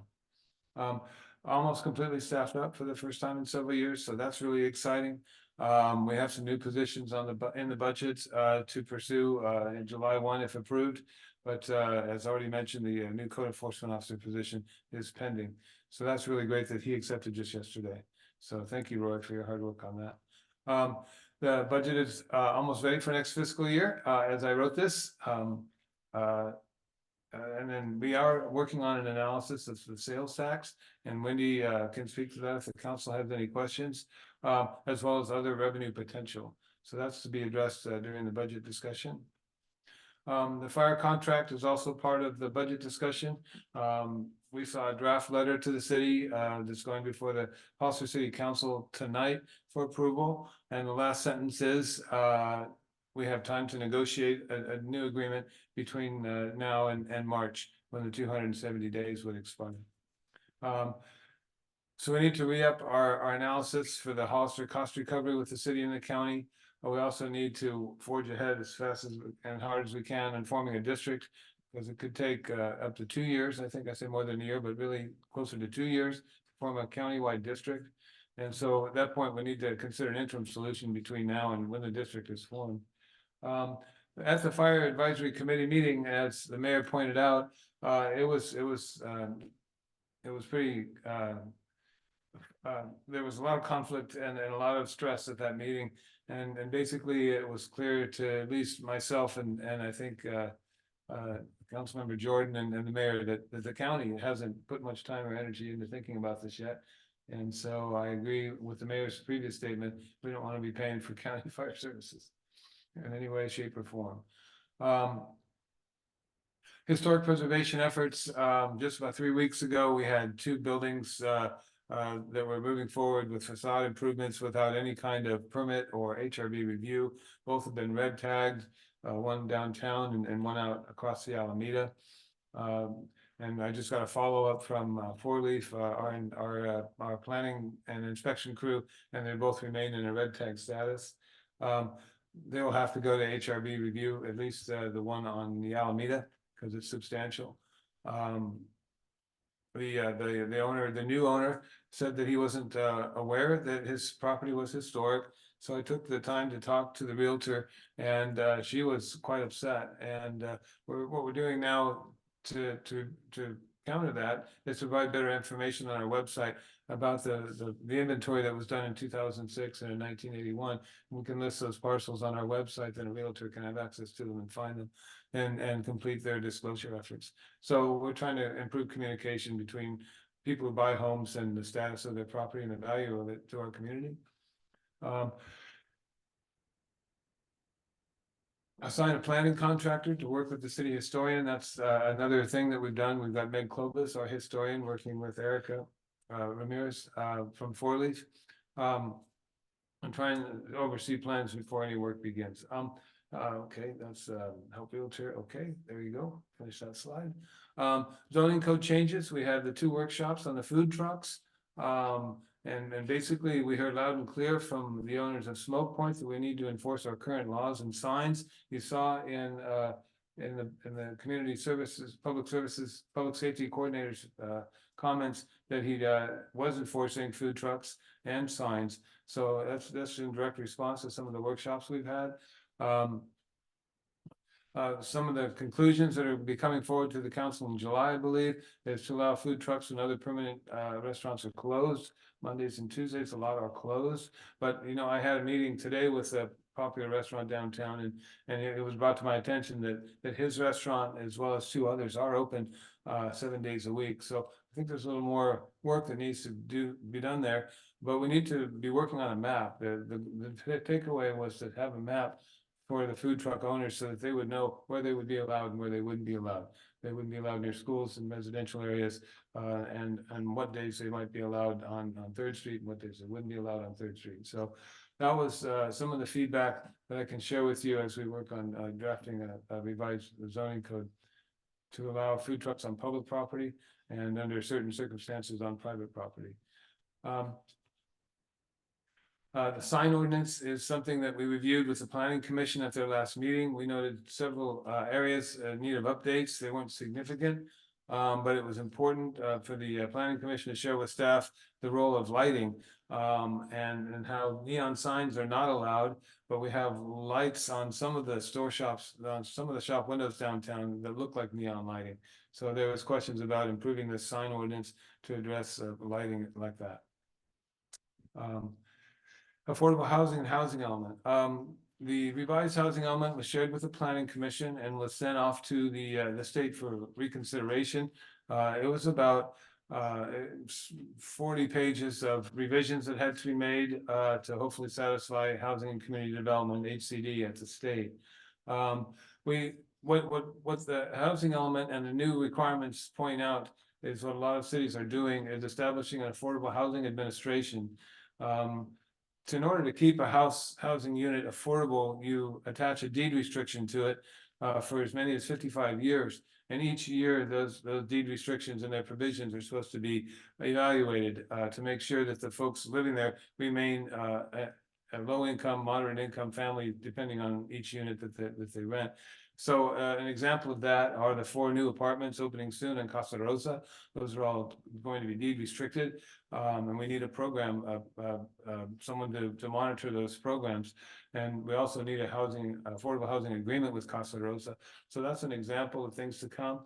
We do have affordable housing programs in Copperleaf that we need to be paying closer attention to related to the use of the ADUs out there. And so as more programs come online and we implement our inclusionary housing ordinance as is required by the housing element, we're going to need to beef up our affordable housing administration. So to that extent, the council has reviewed a grant from the state. The acronym is PLHA. It stands for Permanent Local Housing Assistance. And basically, in the past, we've had a list of 10 projects that we could choose from. They would all be new projects for the city. So I wrote to HCD and appealed to them, and we have a meeting with them of using those funds, about $300,000, just for affordable housing administration. And if we can get that across, then we can begin to create new housing programs. Rather, this program is geared towards helping you start new programs, and we don't have the capacity to start new programs. So that's the main focus. And you might see a revision to the PLHA if we're successful with our appeal to HCD. Because the 2020 funds need to be reprogrammed real soon. They're aware that we're working on that. So I think we'll get some leniency on the June 30th deadline. That's $150,000 right there. The Urban Growth Boundaries Sphere of Influence Committee met.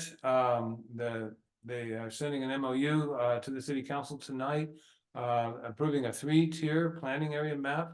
And the MOU describes how the city and county will work together in each of those different tiered areas, geographic areas around the city. So we look forward to the council considering that here in just a few minutes. The active transportation planning grant application is due in June. It was submitted today. It's a $350,000 grant to look at turning the Alameda south of Franklin, between 156 and Franklin, into a multimodal transportation center, which was the first draft of the ATP that was approved, and now we're looking at specific projects such as that. We also have drafted a plan with bike lanes crisscrossing the city from north to south. So if that grant gets approved, then we'll be able to move forward implementing some of these active transportation programs. The intergovernmental committee met but did not meet. There was no quorum.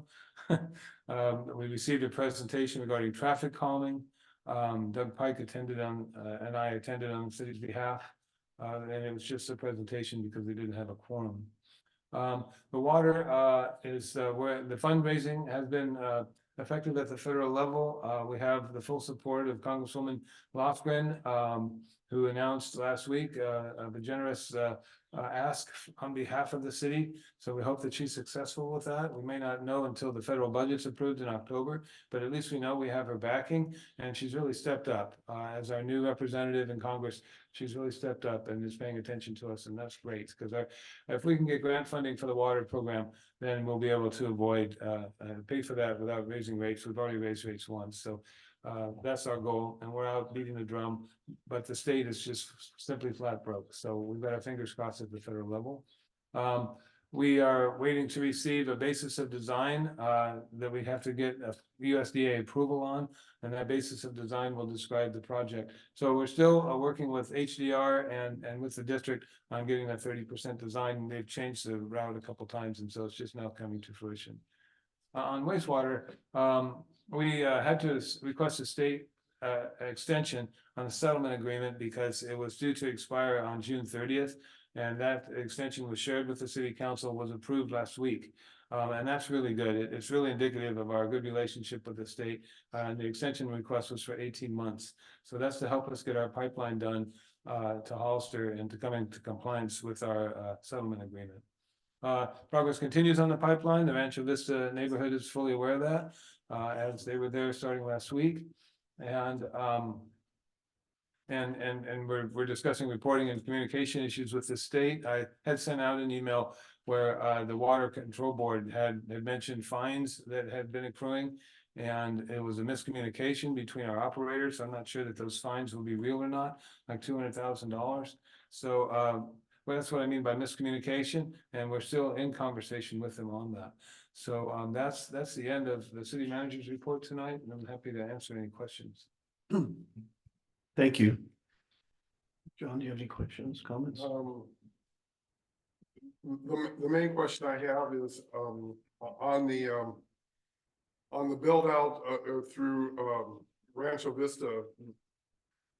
Is the work scheduled to be done at the end of next week, or do you think it'll take an extra week? I think it'll be done soon.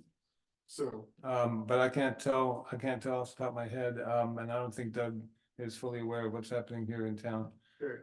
all the time. So Jerry is again a key person. Well, certain Dog and I were watching them this afternoon, just before the meeting. And, right, they're right at the treatment plant, right? Yeah, they're working there. They're sticking the pipe inside the pipe. Yeah. That's the last piece of it. That's the last piece of it. They've already been in EJ's neighborhood, right? That's what I understood. Questions, Jackie? Comments? So just comment, I guess, you haven't received a text about the final decision from Hollister City Council on the fire letter? You haven't had anything? I have come not, through? no. Nothing, okay. So you said you and the mayor had made comments that the county had no interest or doesn't have a plan. Can you expand on that a little tiny bit? As the intergovernmental, or not intergovernmental, as the fire advisory committee ended, the two supervisors agreed to work together to come up with a strategy. And you know that their CAO is on administrative leave, and so the county staff was not present at that meeting, I don't believe. Mm-hmm. And so the two supervisors, was that Kosmicki and Zanger? No, I think it's Curlo. So did our district supervisor entertain trying to come up with some solutions? instead of finger pointing. He did a lot of finger pointing Okay. and complaining. Okay. So, yeah, I think we need to look at the statistics on the report that our safety coordinator presented to us, you know, like the emergency calls, you know, the medical emergencies, all of that, you know. It will be. And we need to come up with some hard and fast figures, dollar amounts, I think, to offset what they're trying to stick us with. And then the other thing about, I know we're always talking about how we could increase our revenues. And for me, some of the obvious ones, they may seem small, but they add up. And you had a whole slide on that, was offenders of not pulling permits for any type of construction to either a historic or non-historic building. We need to go after fines. I think a slap on the wrist and just merely making them aware, because it's clearly in our city municipal codes that we can levy fines on people. I think it's good that we're nice and we warn them, but I think we should also follow up with a fine assessment. The other thing is the food trucks. I love food trucks. I'm not quite sure if I fancy the idea of having a map so they can be everywhere. I think it'd be nice to have a consolidated area where they could be on specific days or nights or times. I'm more in favor of that sort of arrangement. And the thing you talked about, you said that the realtor was angry and upset. Well, shame on that person. That's their line of work. They should be aware that they're selling properties in a majorly historic city with a lot of historic houses and buildings. You know, people have to take responsibility. What else? Oh, 150K needs to be reprogrammed before June 30th. That's like what, where are we at today? That's 12 days away. That's the grant money that I was referring to, and we're in dialogue with HCD, and we have a meeting set up. Okay. And I don't favor the mandate from the state telling us that we have to now get an administrative, I guess, staff person or department in our small city of less than 2,300 people to talk about how we're gonna talk about making housing affordable. It just makes no sense to me. I'm just venting. Like, why not use that money to help construct affordable housing? Anyway, that's all I have to say. Okay, thanks. Anything? I don't have any comments or questions, so Okay. pretty clear. Yeah, and back to the map thing with the food truck. That wasn't a map, so food trucks should take and say, I can go here. It was more of a put out, yeah. Like I think Mariposa Street was a good example from Smoke Point, Yeah. because there's no residents and things like that. That was as far as I go. And I don't have any other questions or comments. Liz, do we have any questions or comments from the public? No speaker. Oh, Thank you very much, Elise Brentnell, 13 Donner Street. I just have some questions about the fire department piece. If I understood correctly, the city of Hollister is giving us 270 days to renegotiate our contract for the city itself. Okay, and then on top of that, we have another issue with the county fire district that we don't have one, and you're putting that together, is that correct? So, yeah, and I have slides on the budget that kind of explain that in more detail if you have the patience to stick around. But, I know, there's better things to do on that summer night. So I appreciate your questions. Hollister's city council is facing a sizable deficit. So they've been reviewing ways that they can cut expenses or recover costs. And so they opened up the fire contract that does not expire until December 2025. And so we want to look at it now. We don't want to wait until December 2025. But there's a provision in there that gives a 270-day notice. And they will have the right to terminate the contract if we don't negotiate within those 270 days. But I've been working with the city manager for the past 60 to 90 days on this matter, and Roy has been assisting me. So I think we're in really good position to have some good conversations. but I've got some per capita numbers to show that we're only paying for our direct costs now, and maybe there is a need for an adjustment, and how would we handle that fiscally within the budget? Okay, So the district takes a long time, because you need to get every parcel in the county, and you have a vote and all that, it's a whole campaign. But it sounds like a Hollister City Council is gonna require us to open up that contract and look sooner than a district can be formed. okay, thank you very much for that information. And with that being said, I'm not one to like having my feet held over a fire. A contract is a contract. And your elected officials, and I know you'll do what's best for our county, but I would like to suggest that we also look at CAL FIRE. I know that they do contract with other cities within the state, and I know that they do a lot of work for other counties. And I would just like to ask that we take a look at other options besides Hollister Fire. Not that the fire department is bad, but again, I don't believe in negotiating in bad faith. And in my opinion, that is negotiating in bad faith. Thank you.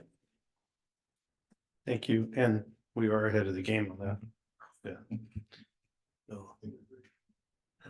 Any questions? Yes? Public comment? I just have one more question. Are we now permitting, giving permits for RVs to park on the street? The permit system for RVs is strictly for owners of RVs to load and unload, so they're short term. Because we've had one parked on the street now for months, and it obstructs the view of making a left turn onto First Street. That's in Donner? If you're turning onto First Street from Donner, making a left, Uh-huh. there's a big RV that blocks the view of oncoming traffic. And it's in the street? It's parked on the street, yeah. Okay, we can take a look at But it that. has a sign saying it's permitted, so I thought we were now issuing permits for people to park their RVs Not for more than 4 days. I believe enough it's for months. pretty much just for the weekend, so, since beginning of April. okay, thanks for bringing that to our attention. Anything from Zoom land? No hands raised on Zoom, Mayor. Okay, thank you. So, you have any other questions? Good. Consent list question. The workplace violence prevention plan doesn't sound like it's. Is it ready to go? Like if we had to ask questions about it, should we wait till next month to look at that, or do you? Because you mentioned something about it crashed on you, so. No, the policy is complete. This is PowerPoint. that It's my crashed. PowerPoint for the actual training portion of employees. Oh, okay, That okay, crashed, but the PowerPoint is complete. okay, I mean, the policy is complete. okay, perfect, thank you. Then on the consent, we have 7 items. Does anybody want to pull anything off the consent?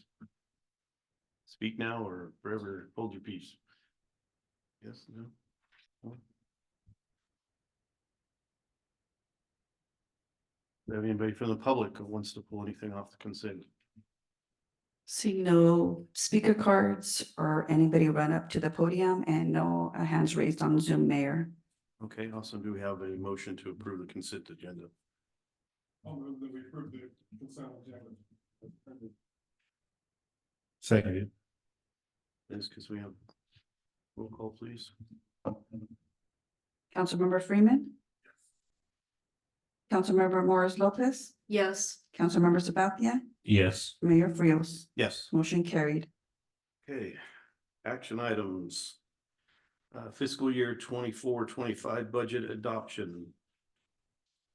Dun, dun, dun, dun. So Liz, I had some slides. I don't know if you had a chance to go grab them.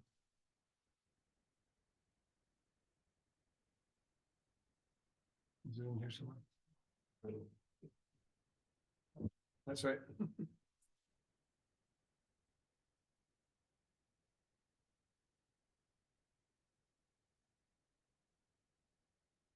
Okay, members of the city council, as we bring up the slides for the budget, I'd want to take a minute to thank the support of Wendy and our departments, Public Works and Nick, and Jerry from M&S, and from Veronica, who's been supporting Wendy in my millions of questions and requests, including today. As we finalized our capital improvement program today, M&S helped me produce that, and we're trying to get our city engineer more involved in our CIP. So that's why there were some last minute amendments made today, but they're projects that you're familiar with, so I hope there are no surprises for you tonight as we walk through the proposed budget. That's not it.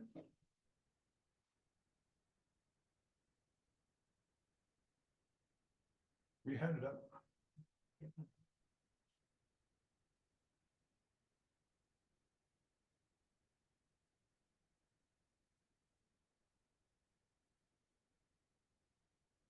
There you go. Okay. What's that? All right. Okay.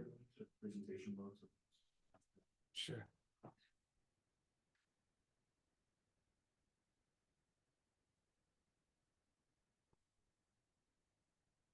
There you go. Don't even need my glasses now.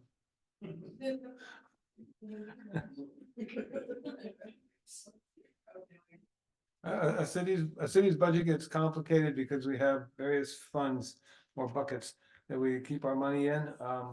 And the three most popular funds in San Juan Bautista are the general fund, because that's the most flexible money we have. We can use it for anything that the city council wishes to program it for.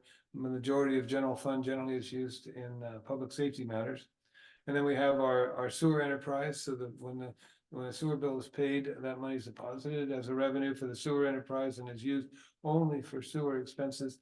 And the water enterprise is similar to that. And when you pay your water bills, it goes into the water revenues. So as we look at those first three rows, we see a general fund that is within $54,000 of being balanced. It's $53,500 to the positive in the black. And then you'll see much higher balances for the sewer and water. And that's because that money is to be used to reduce the debt service we anticipate when we get into a loan situation for the $18 and $15 million projects that we're building right now related to sewer and water. Community development is showing a negative balance. That's because there's work done on community development projects that are not funded. And that includes things like the housing element and other projects that are time expensive for both our planning staff and consultants. So that number is a little higher than usual. If you don't have development happening in your city, then your revenues are going to be low, and this $124,000 number is pretty low. The COPS grant is actually used for law enforcement, the acronym, and we've had that for some time, $100,000. And then we talked a little bit about the permanent local housing grant money. And then the three assessment districts are shown here.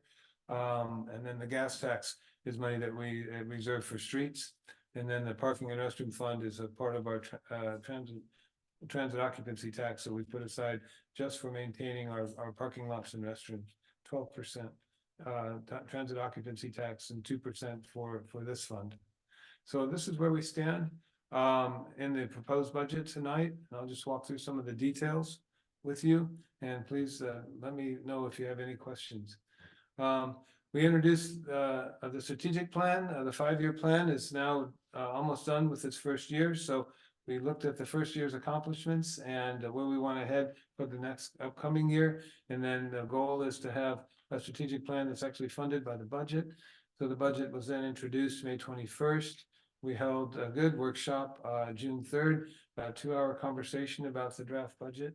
And then on June 18th tonight, we're seeking adoption if possible. If not, then we'll have to schedule another meeting on the budget before June 30th, because the state requires us to have an adopted budget by June 30th. So at the June 3rd workshop, I recommended 2 projects for one-time funding of $90,000. The first is a $50,000 grant program for nonprofits. We're recommending that we establish a nonprofit grant program, and that would be seed money for that. And then the second was a $40,000 study to review the revenue enhancement tools that we've been talking about. The sales tax initiative, we could be up to 9.5% in sales tax, and we're only at 9%. So what does it take, and how much revenue would that mean? It looks like if we increased our sales tax by just 25 cents, to the dollar, that would bring in $250,000 for us. So that would be a lot. You see, we're balancing our budget by 50 grand, so a boost of 250 would really help. So we want to study that and bring it back because it is a campaign and it does take a vote of the people to increase the sales taxes. Also on our schedule, as we've discussed before, are the need to update our fees, try and get that to an annual process. And it's been now since 2019, since we've updated any of our community development fees, the impact fees. And so there we stand with our 53.5 general fund reserve. That's where the balance would go. So expenses, recommended personnel changes were shared with the council back in May and they haven't changed. We're still going through the reorganization of public safety, bringing on the last position accepted yesterday. But we have an opportunity to reconsider the role of community development. And so I'm recommending, rather than having an assistant city manager as a community development director, that we hire an associate planner to help manage contract planning staff and to help work with the planning commission. So that's a lower level, second level journey level entry planning position. We have had associate planners in the past and they've worked really well in the organization. And because of the reorg and some savings, there would be no net increases in costs if we increased our recreation position to a full-time position. Right now it's at 30 hours per week. So we up that to 40 hours per week and ask them to run the nonprofit grant program. They're also working hard in special events and of course launching our recreation program. So this is a very busy position, and to have that extra 10 hours and the benefits would help us retain the good staff that we have now. Economic vitality specialist is coming back as a part-time position. I'm trying to avoid using the word economic development because economic vitality is what I'm looking at. And later in these slides, I'll talk more about vitality versus development in the form of business retention and taking care of the businesses that are already here in town. So we are following in our budget the top 25 priorities that the council identified Saturday, May 4th, and bringing them forward to you in these expenses. Sure. Sure now. Sorry. Okay,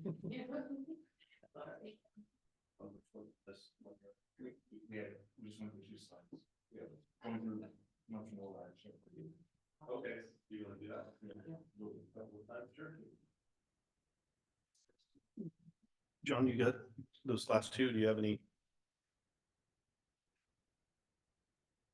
We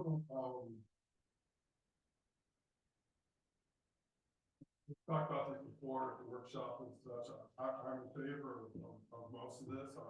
I'm really in favor of bringing on an associate planner. I think the planner working here in the office in the city is much better than a person zooming in from a city having who really doesn't know our we've had, like Don said, we've had a lot of planners in the past who have worked out well in that position. The two Matt Leal and Matt Roback in particular worked out very well, and so hopefully we can duplicate that again. That's nothing. There's no real question there. Anything, Jackie? Questions? I'm looking at the second slide and thank you, Councilmember Sabathia, for suggesting this strategy.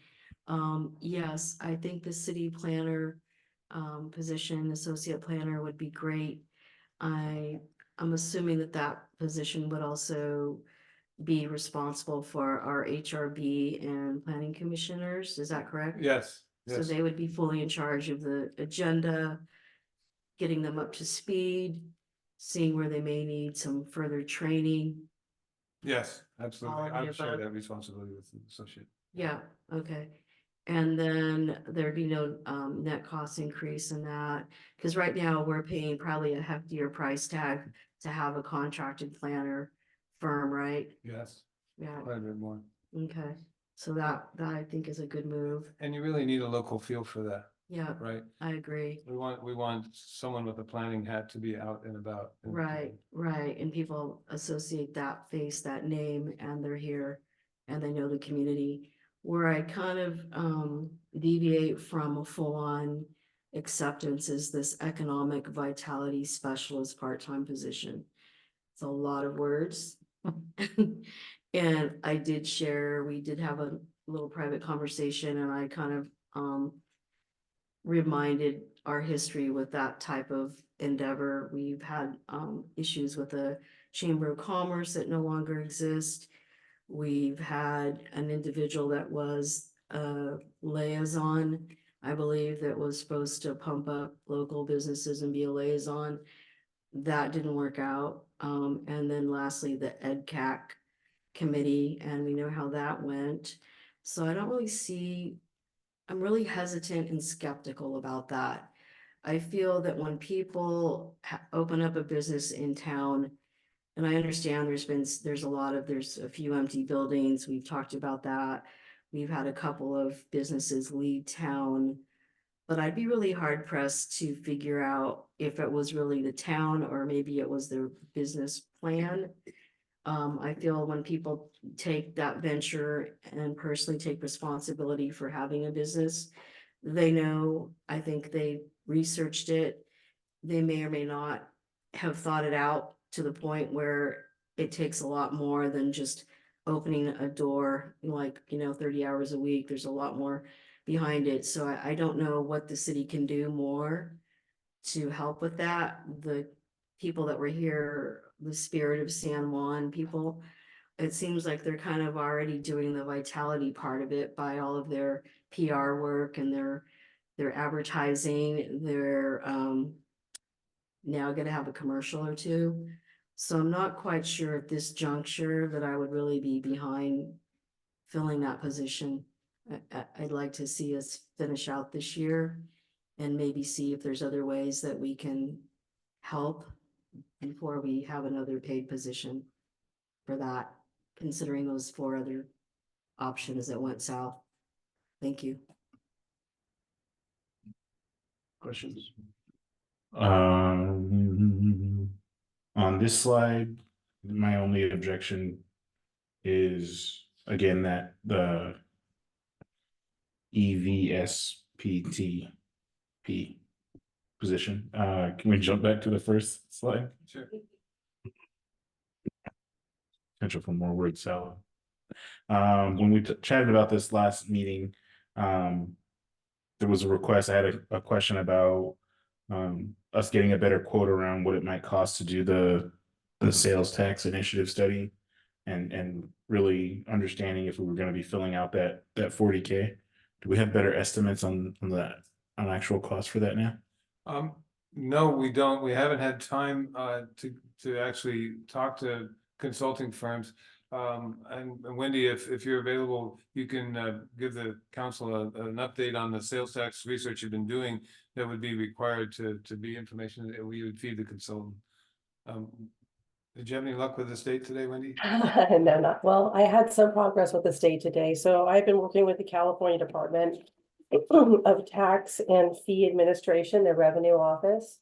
2 individuals, one individual walked me through the very convoluted calculations of pooled funds for sales tax allocation, nothing specific to the city.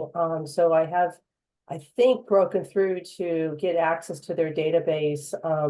With another individual, we have to comply with certain elements before they'll allow me to look at anything. It's like Fort Knox. But don't worry, we're gonna keep on pushing forward, and then I'll do a little audit on their sales tax calculations. It is extremely confidential information, but we just want to make certain that we're getting what it belongs to the city. So we are making progress. It's just we had to get over their wall to get access. So I'm hoping that by the end of this week that I'll have access to do some analysis. Thank you. Awesome, thank you. Yes. Thanks. I agree with the the associate planner. That's a great idea. I mean, it was, as a planning commissioner, it was nice to be able to talk to somebody who was in the office and even take a walk with them and say, this is what I'm concerned about. And it was just nice having somebody here. I'm a little skeptical about the vitality specialist. How much are we talking about on, I don't have it right immediately in front of me. What do we? Winnie, do you have the number for the part-time position?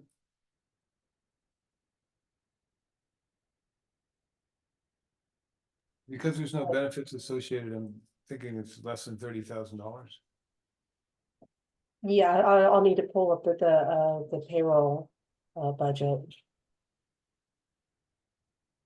Can I have one moment, please? Yes, of course.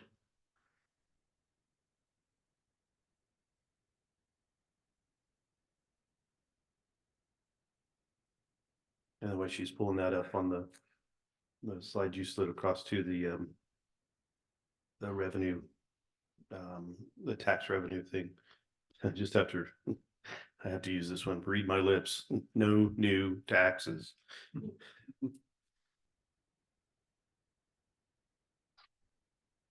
So, the sales tax, okay, go ahead. I'm just. I wasn't looking at your face when you said that. I'm just, I've had enough, yeah, I had enough of paying taxes in this state. Excuse me, what was the position again, please? The economic development, economic vitality specialist. That's gonna be similar to the recreation position that we brought on Yeah, board. sure. So that position, let's see, well, we have the Park and Rec full-time individual. Right, And so that with benefits comes to 54,864. It's a full-time position. That's the Parks and Rec. Do you have one for the economic vitality specialist? I can't even say that.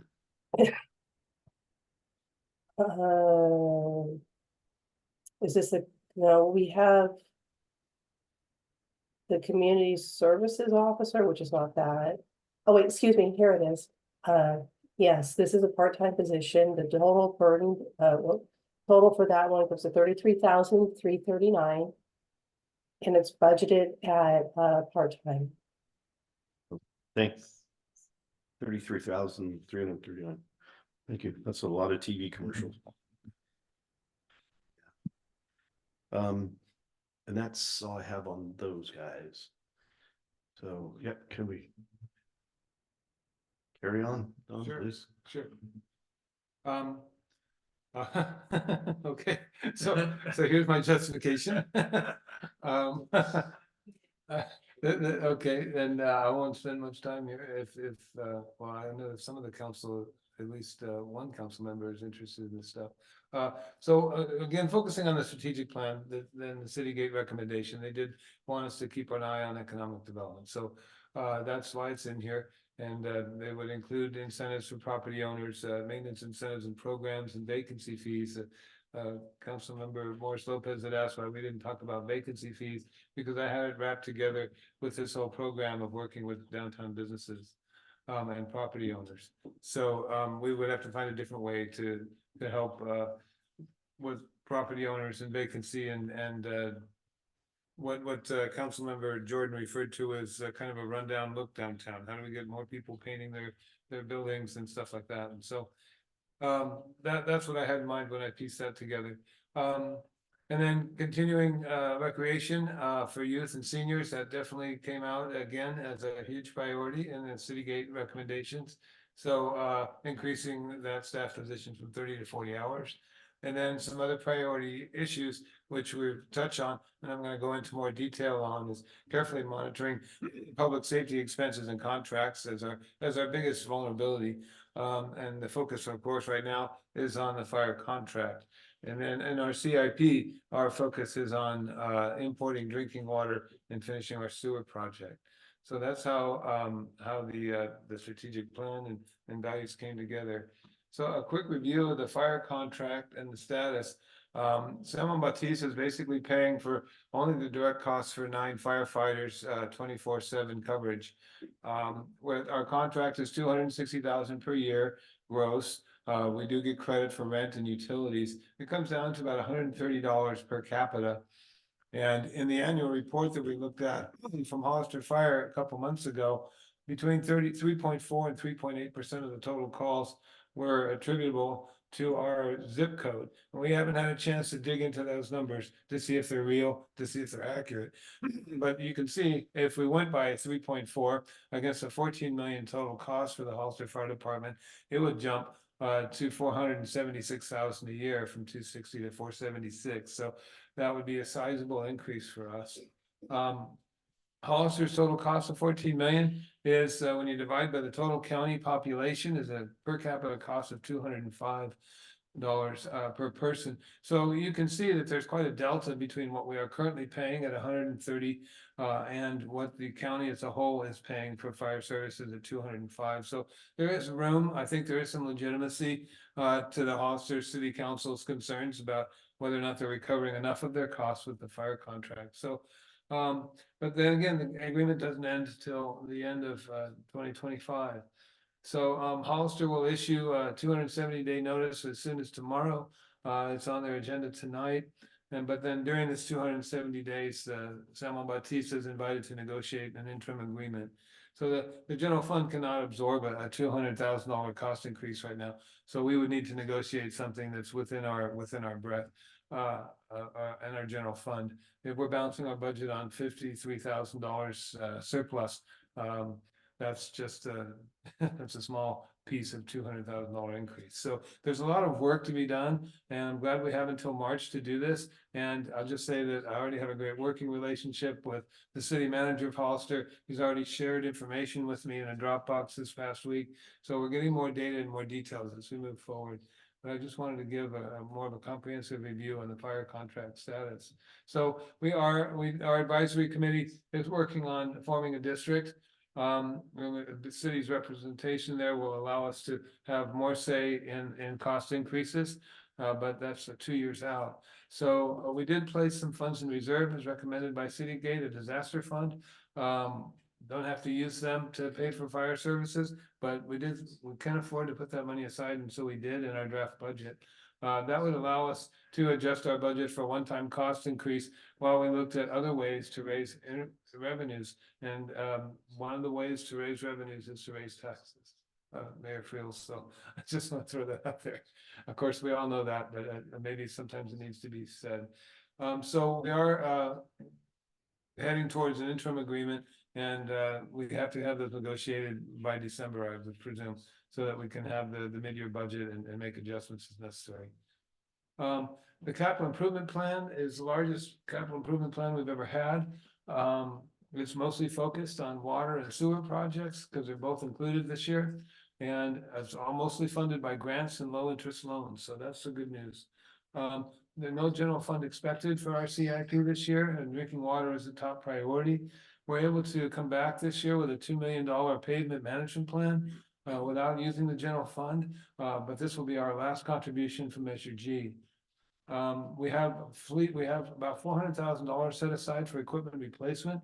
So we put 250 in for fleet electrification for our maintenance fleet and a pool car.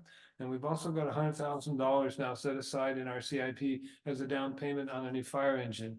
The new fire engines are a little bit more than $1 million, according to the quote I got last Thursday. And they take about 2 years to build. So if we can get a down payment on the books, we can get that new fire engine done in 2 years. Our fire engine is already older than the national standard, so we need to pay attention to that and make do. 2 charging stations, a private charging station at the Public Works Yard, and then a shared public charging station here at City Hall. That's what's planned for electric vehicles. And then we're carrying over some park improvements, and apologize if these haven't been addressed yet. The Abbey Park lights and the track and field contribution is being carried over due to the seismic retrofit that's going on at the local school. We did include City Hall HVAC and this year a stormwater master plan. So that's a summary of all the projects shown here in our $37 million capital improvement budget. Down on the left column of this sheet, I'm glad you asked me to make this into a big screen, Councilmember Sebastian. On the left column of the screen, I'm indicating where we're increasing funding and where we're adding new projects. So first, the new projects include a grant that we got for sidewalk repairs. That came up tonight in our public comments. The imported drinking water, we have budgeted at $15 million. Installation of the microbial nitrate removal technology, that bid package is almost ready to go out to the public. And that estimate will probably come down. We'll see. In fact, I may have dropped a zero there. I think it was 250,000. So I'll have to double check with Doug, our city engineer, on that. Other new projects as described, the fire engine down payment, the fleet electrification and replacement, and the stormwater master plan. The rest of these are carryovers from the previous capital improvement plan. Like I said, of 37 million, 32 million, all but 5 million are related to water and sewer. 1.8 or 2 million is related to the city's streets and roads. So that's the majority of that 37 million in those three projects alone. And I'm happy to go into more detail on any of these capital improvement projects or any of these other slides that we've already touched bases on. So I did spend quite a bit of time on the fire contract status, as I thought that was our most serious concern. Yeah, definitely. Any questions, comments, John?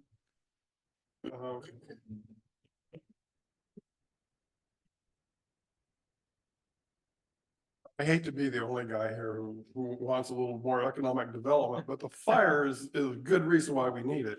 My idea is not necessarily more stores downtown. We have a beautiful business in town. And if we could duplicate it like times 4 or 5, then our stores and restaurants would do a lot better. And that business is Waltz Creative. And they employ about 15 to 20 people. And between the hours of 11:30 and 1, they get out and wander the town and have lunch, and that's a great thing for our businesses. There's just not enough of them. We need 4 or 5 more businesses just like that. I'm not saying we need graphic web design firms, accountant firms, attorney law firms, architects. There's all kinds of what goes into the field of professional services, attorneys even. And these people, if they employ enough people and they become part of the community, it's great for business downtown. And so that's what I've always been hoping for and trying for. I'm not trying to get a General Motors plant out on the other side of the town, you know, wouldn't quite fit, but small businesses of 10 to 20 people in the professional services field would work well. We've tried cannabis, it didn't quite work. Part of it is because of Midnight Express, and part of it's because we don't have any lots that meet all the rules and regulations. Most of them imposed by the state, but some of them by us. And so cannabis is not a moneymaker for us, like it is for other communities, small communities. There's towns smaller than us, Delray Oaks, 400 people less, and they have a budget of what, $12 million or something like that. So you can see what, and they have a lot of dispensaries in their town. So you see what business can do for a budget. Thank you. Anything? Yes, thank you for the report. So it's not that I'm against economic development at all. That's not where I'm coming from. I think at this particular juncture, 33,000, 33K, you know, we would save that cost, and maybe without even knowing what the job specs are, I'm very hesitant to just say, yeah, let's spend 33K. 33K is 33K. And yes, you're saying part-time position. Well, they need to deliver a lot for that 33K if they're part-time. And you're saying they're not benefited, whatever, that's still 33K. That's probably a lot of money for some people that live in our town that are working full-time. So I feel to finish out this year, maybe we can revisit that next year, because I think we have some tools to find out why we have vacant storefronts. I think a start is maybe the part-time planner can wear another hat. Because some of these buildings are, going to look like they're in a little bit of disrepair. So I could see that that might go along with the planning department. Maybe their other hat is reaching out, doing the vacancy inventory, vacancy fees, finding out what's going on. So in order to invite businesses and professional businesses, I agree, that's a good idea, John. But you have to find out where is their viable space, where's their good buildings that they could be housed at. So I think we're putting the cart before the horse if we go and approve the 33K for a vitality person, when we maybe need to do some work before that and maybe look at this next budget round. But I think we do need to look at our fee structure. We haven't looked at it for a while. I know that there was talk about how we are giving a lot away when we have these out of town big festivals come in, and we may not be recomping as much as we could from those types of activities. So I think we have structure already in place that we just need to look at and utilize that, but maybe revisit that particular position in a year. And I think everything else, and of course, the fire is going to take precedence right now over everything. And I'm going to leave that to the expert, like our mayor, who is ex-fire professional, Yeah, go ahead and put that pressure on. to help us with that, because I know nothing about that. Other than I think, yeah, we're probably getting away with a little bit less than what we need to pay, but I also think we're giving a lot away as well. So we need to be really cautious about looking at that. So thank you. Questions, comments? My only concern that I hadn't already voiced, your roll up there, of all the costs, green and a lot of green stuff on it. There's a table. You said you thought you might have missed a zero on that 25K. Does that change any of the bottom line roll ups?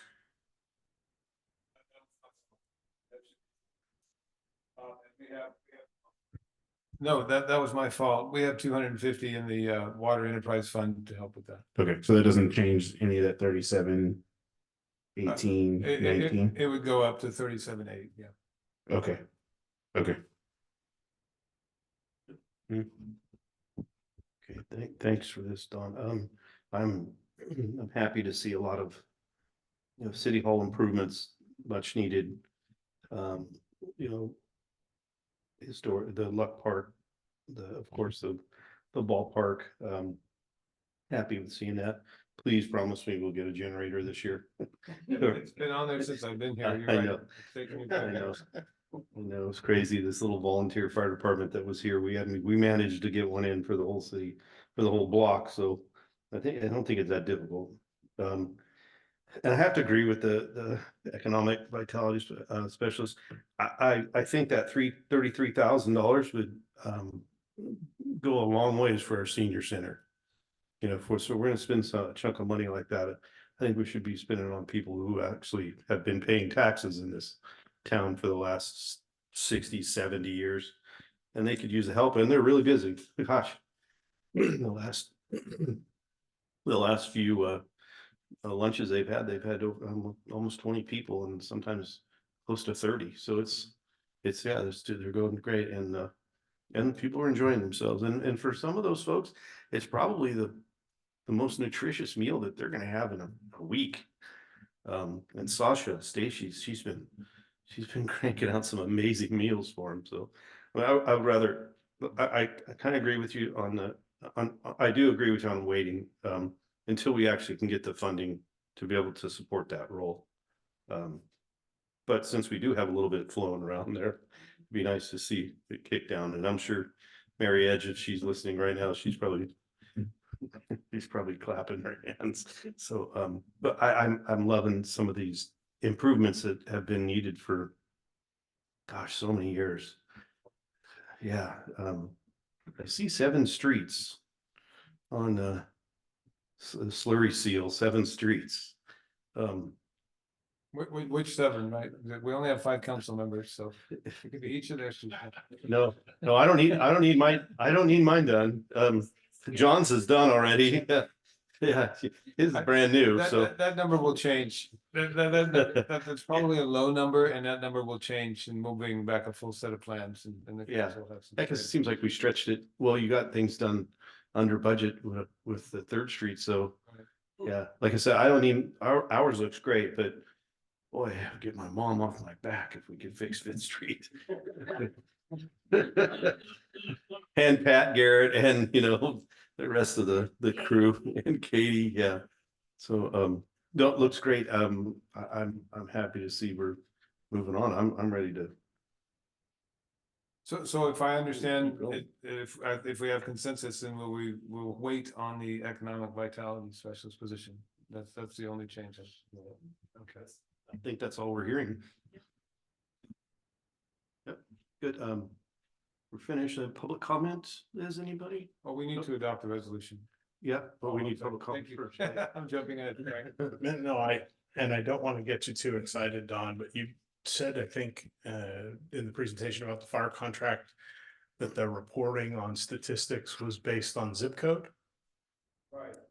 That was my understanding, so we need to take a much better look. It kicked in my head and I looked up on Zillow, anything that is delivered by the post office, it looks like is, and that includes Merrill Road, Rancho Larios, all the outside, all that surrounding area is all in our zip code. Thank you. Yeah, it definitely is. It's an easy fix. All Roy has to do is go in there and look in their logbook.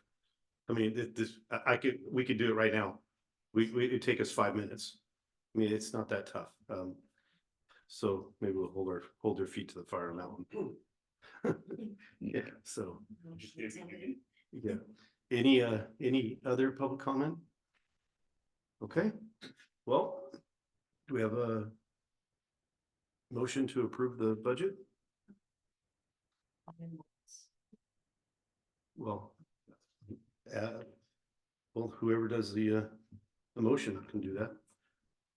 I move that we approve the proposed budget with the amendment of removing the economic vitality position. I will second that. Okay.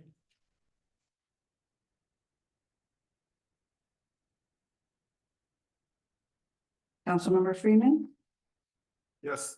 Councilmember Morris Lopez, Yes.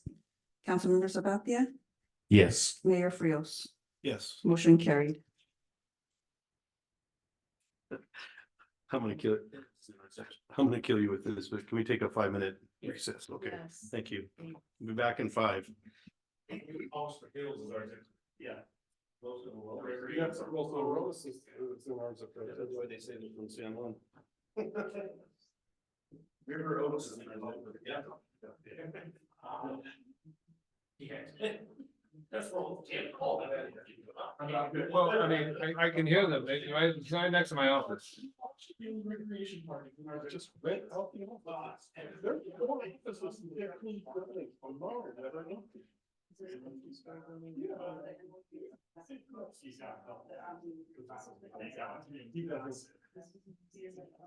No way.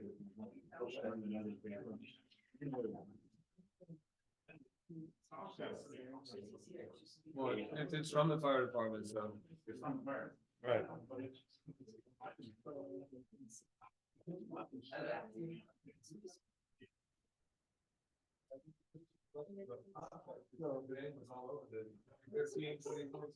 It's not just tax write-off. Most. San Juan is really different. You go to any other city. They're trying to rent like crazy. Okay? They're trying to make money. San Juan doesn't care if they're gonna find something. Or we'd do it. We would do it if we cared, but we don't. Do it. I know. We've never cared. We've never cared. Yeah, so by population, comparison to house, we're 5%. That doesn't mean. Yeah, there's no way. But I'm with you on the vacancy tax. I was the one that first. No, fee, have to say. Fee. Fee. Fee, okay, what is it? Fee, that's not. Well, you know, I talked about that 2 years ago. Nobody else was But, talking about and it. I want that economic vitality person, because I'll tell you right now, $33,000 gets you a housing person, is worse than no person. It's not a good, it's,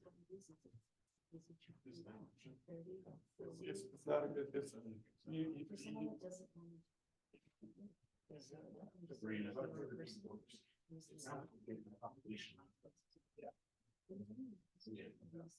It's suspicious.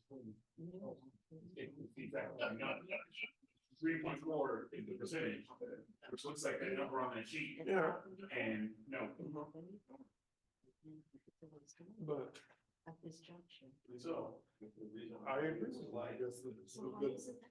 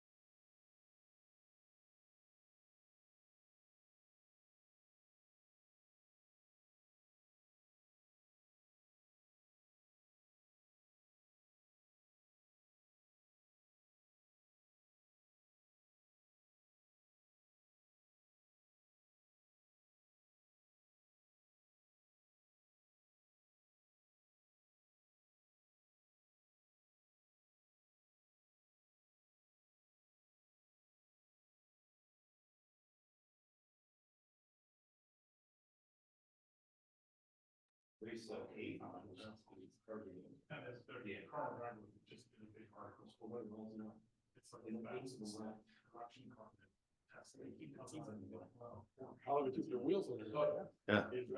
Okay, good old redneck ingenuity. Okay, let's go ahead and start back up.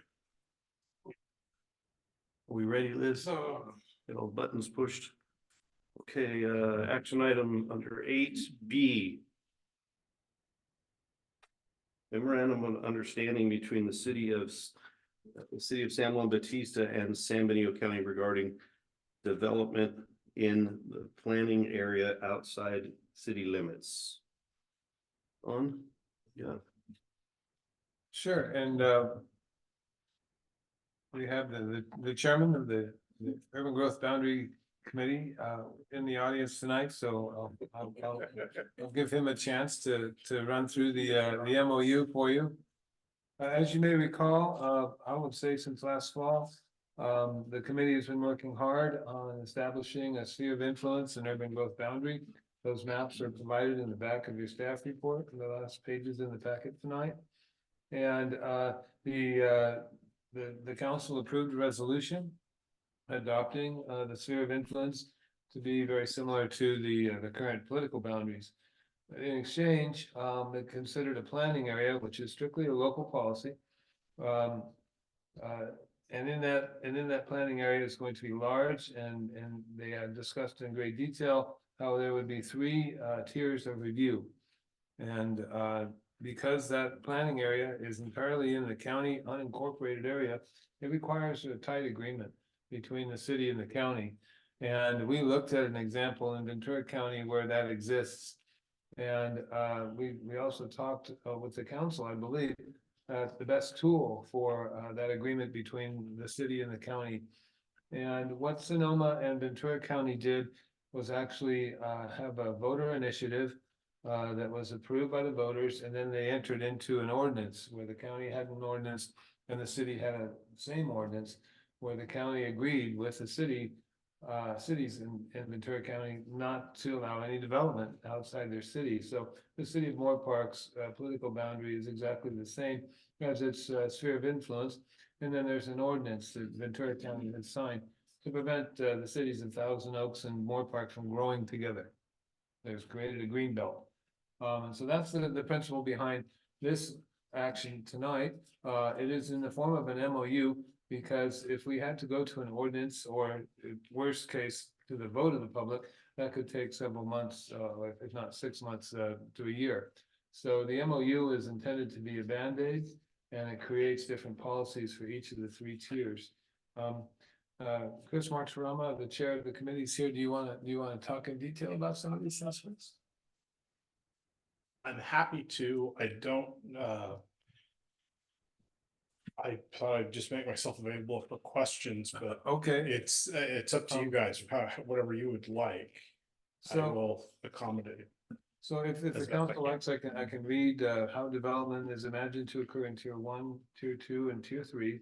Tier 3 being the farthest parcels from the city's boundary, requiring the least scrutiny by the city, and then getting more intense as each tier, as the parcels adjacent to the city are considered for development.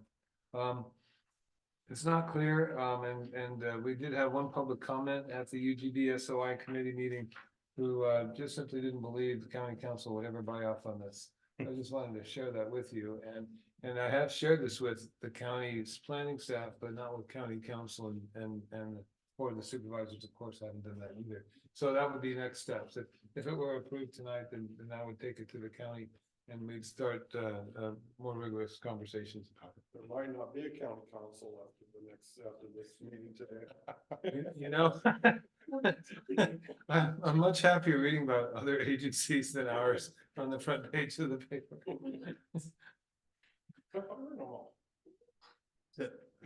So in essence, we want to have more say the closer it is to the city. If there's development that takes place outside the city limits. I don't know if I assume you've got a copy of the map that shows Yeah, it's the tiers. And so the first tier, the closest tier is literally parcels that are in contact with our city limits, so contiguous to the city. The next tier throws a pretty wide swath, but has less involvement, less direct involvement from the city.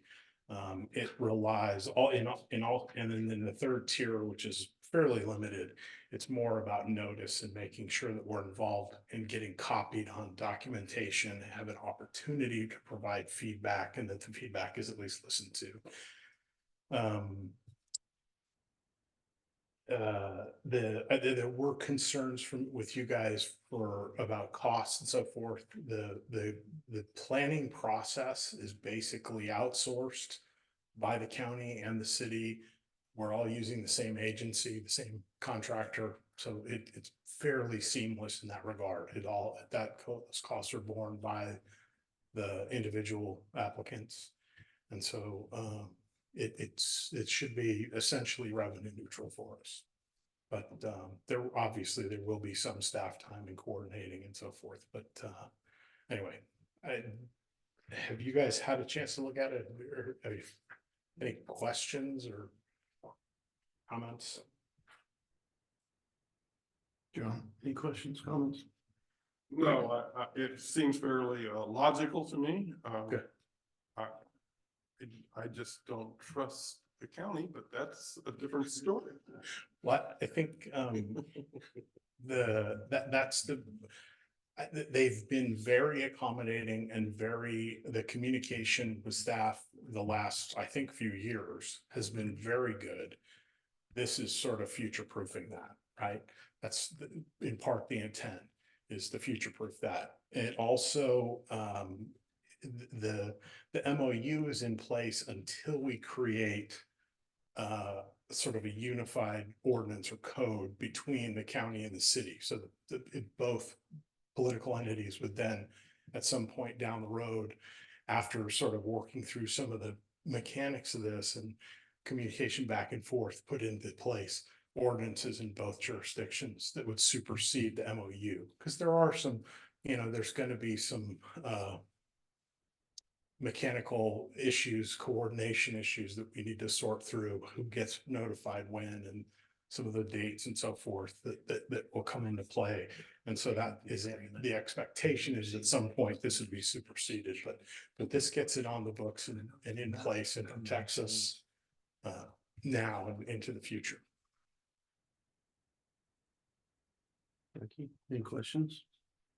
No questions. Having sat on this committee for the last few years, I think we came to a lot of hard work to a consensus. I think it's a good starting point to have this on the record.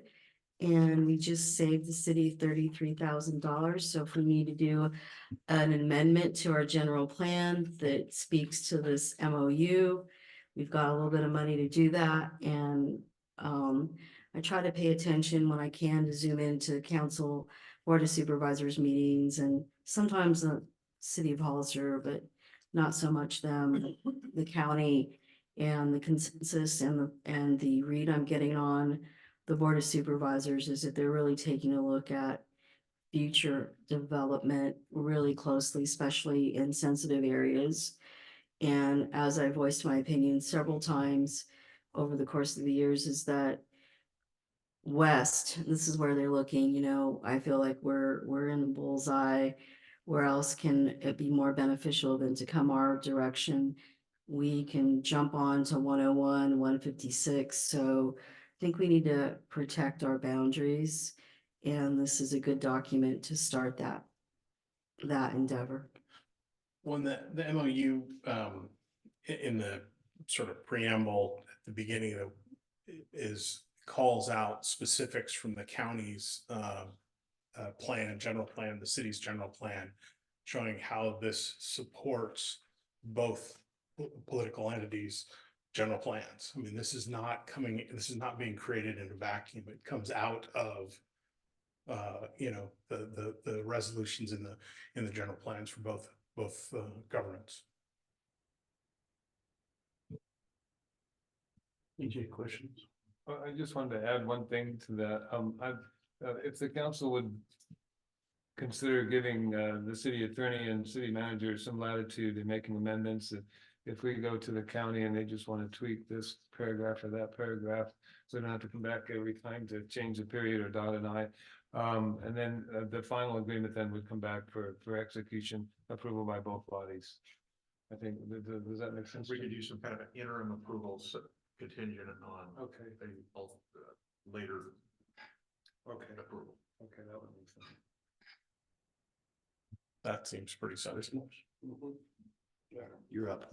I don't have any questions, just general comment. You and I have talked at length about this over in the past. Just restating comments that I've made in the past. This does a good job of stating our intent. It does not actually protect us from development. It doesn't prevent development. It doesn't put any sort of moratorium on it. Just making sure people understand that, because I know in talking with members of the public and people, that the belief was that was the case, and this is not that. I think it does kind of get the same questions and concerns about dealing with the county as some other people. My biggest concern is that it does send the message that, hey, we might not want to make it easy for development. And I really am worried about the comparisons to Ventura and Sonoma counties. They have the latitude with their revenues to do whatever the hell they want. We don't. By way fewer percentage numbers than we were talking about with people comparisons earlier. Those are very, very affluent counties. And so we can't play the same games they can because we don't have the same financial freedoms and latitude. I think that sums up most of my comments. Sure. I think as to the creating a moratorium or a hard limit, you're absolutely right. This document does not do anything to affect that.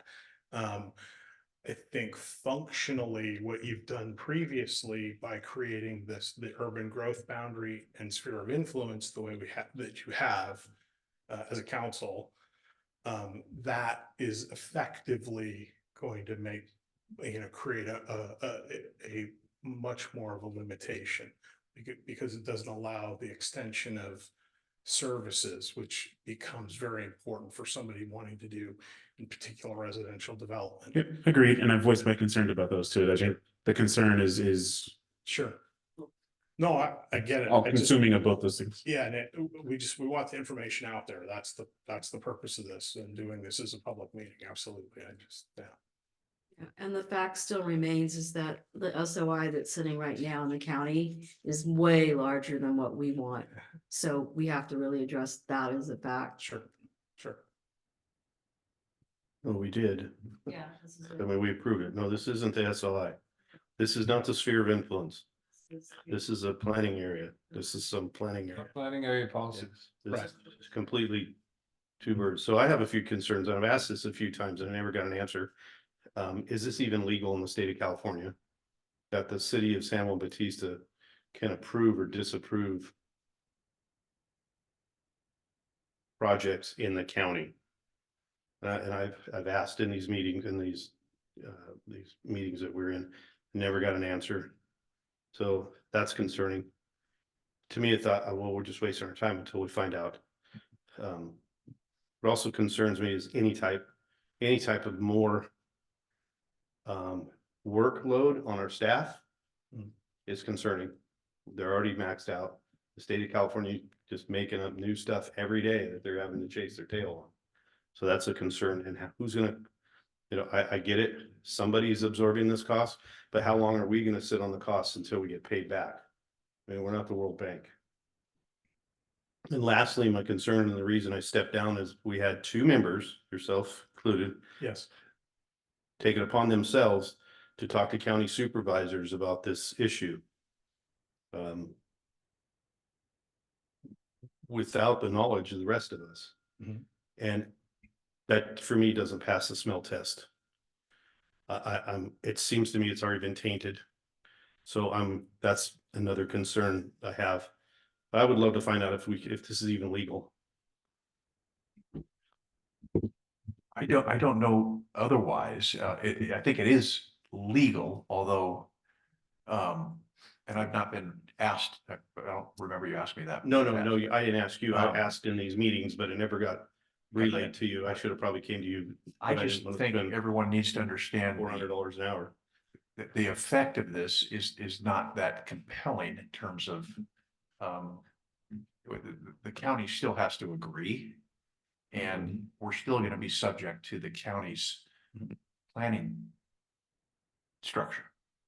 So, Well, it says here that the projects will be approved by the city of San Juan Bautista Planning Commission and the city of San Juan Bautista it says City that, Council. yeah, it certainly does, and So then if the county has the overall say, does that mean the county is also going to see this? The county planning commission and then the county board of supervisors, and now you're at the point where you're outside of that window that, you know, the streamlined process, and there's another bill coming down the pipe for streamlined processing, so.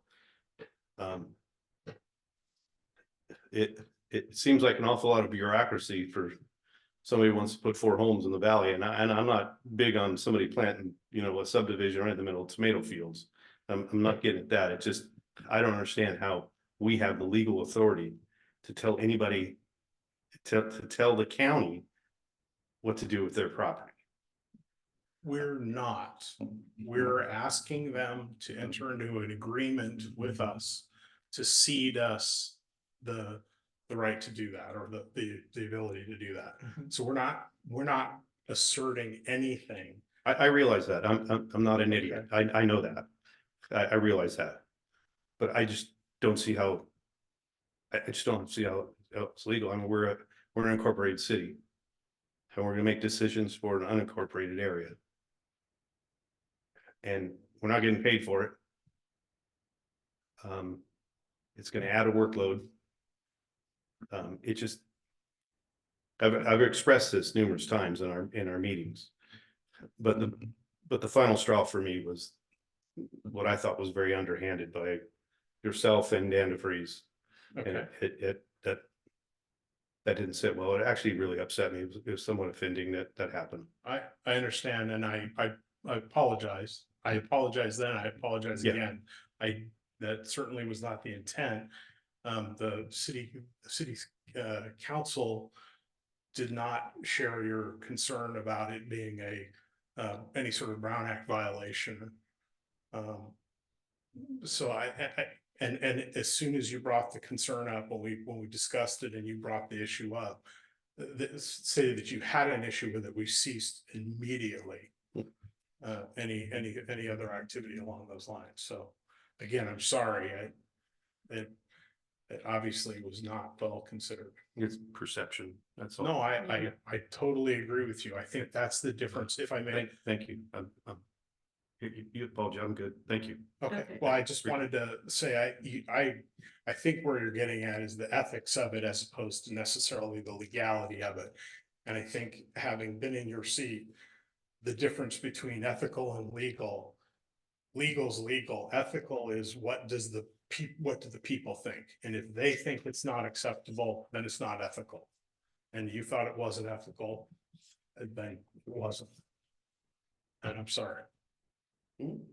As a member, if I'm permission to speak, I think really this is a starting point, and I know I hear what you're saying, Mayor, but I feel that, you know, have always been overlooked and not had a very representative seat at the table when it concerns the county. It's been our history all along.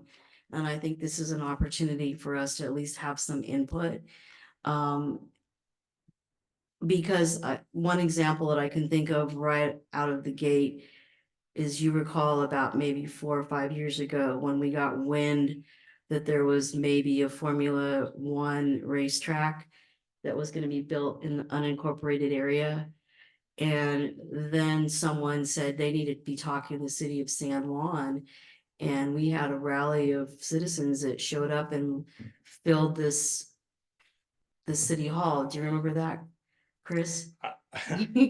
I'm laughing because that was, to me, that was a tempest in a teapot. Yeah, There was no organization behind it. It was two individuals with no money, no professional acumen. They hadn't even hired an attorney but or a real estate agent. And they're talking about $100 million Right. racetrack.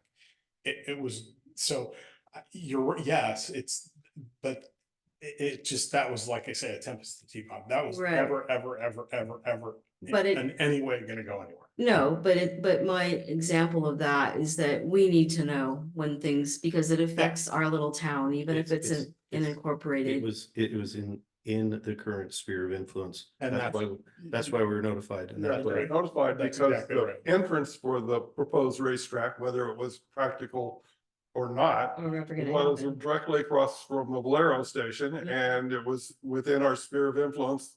Yeah. Directly, because our city limit at that time was the freeway, and the other side of the freeway was the entrance, the planned entrance to that development. And that was that huge chunk of sphere of influence. Yeah, no, you're Scott, you're absolutely exactly right. It was, they were referred to the city by the county because that was planned development within the city, within the sphere of influence. Right, so I have faith that the county can work with us and I Yeah. have to start somewhere. Sure. How we got here may have been a bumpy ride, but I think we have to start somewhere. Any more questions, comments? Liz, do we have anybody on Zoom or? No? No hands raised on Zoom, Mayor. Okay. What's the council's pleasure on this?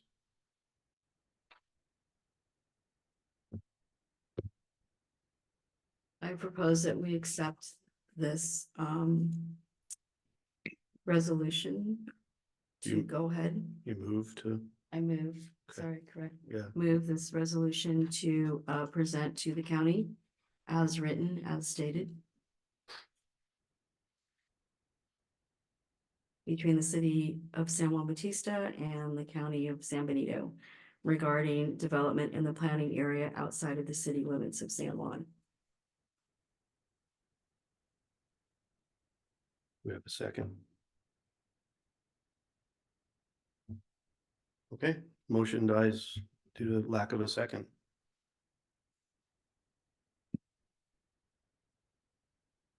And we're up to adjourning, and I would like to please be able to move to adjourn. Oh, future. Oh, where is it? Oh, future, any future items, yeah. Anybody? Yeah, sorry, thanks. It's, I just saw my big red ink here, so Liz gives me cheat notes. What do we got? Future items, does anyone want to go? I have a list. So I think at the top of the list is we need to talk about the planning commissioner vacancy or vacancies. We need to review with that our attendance policy. And we need to refresh our memories as the responsibility of the city council to review and make decisions based on absences and attendances with the planning commission. My other future, and I think we need to address that urgently. We have it in municipal codes. And I feel like we're not following that. There's been a blatant ignoring of that. We have open spot and possibly 2 open spots if we do take our responsibility in assessing attendance. The other thing that I'd like to see is also formal policy that states that if we on the city council or any of the executive team staff members must in writing as soon as it's possible that they send out an email blast that they are taking personal time off, that they're not going to be for a certain amount of time. And if we have conflicting absences by city manager, mayor, and pro tem mayor, that we have someone that's designated if those 2 or 3 top people are missing at the same time. We need to know, the city needs to know what direction to take and who will be in charge in those absences that may conflict or correspond. And then the other thing I'd like to know, and this might be a hard ask, is just kind of a total count of how many current business licenses the city is operating under right now. And if they can stratify or categorize like what types of businesses we have. Because we do a lot of talk about empty buildings and business vitality and whatnot, but do we really have a handle or knowledge of what's operating in town? I don't know if that's in the purview of the city council or if even we want to go down that road. But that's just something I'm curious about. And then also, I know we talked a little bit about all the traffic issues and we just lost the chance to get a second deputy, and that puts 150K back in our budget. Is that correct, Dawn? So what do we want to do with that, and how are we gonna address that when our contract with the private security firm is up at the end of the month? So those are some concerns I have. So just for clarification, the 150 was part of the budget you just approved, so it was removed from law enforcement and used in other places. Except for the 33,000. And the 53, so 86 now. 86, yeah.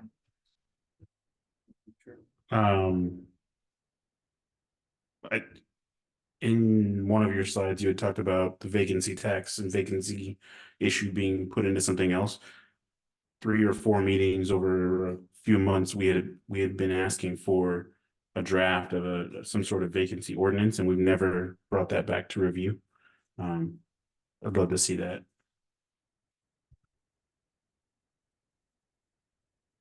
You had the one about you said something about like the city manager, mayor pro tem. What was? Oh, if we could have knowledge or an email notification that people are gonna be missing or out. Oh, okay. Yeah, Okay. just courtesy. That makes sense. That makes sense. To let us know, because if you and Leslie are out at the same time, then we need to know who's gonna step in.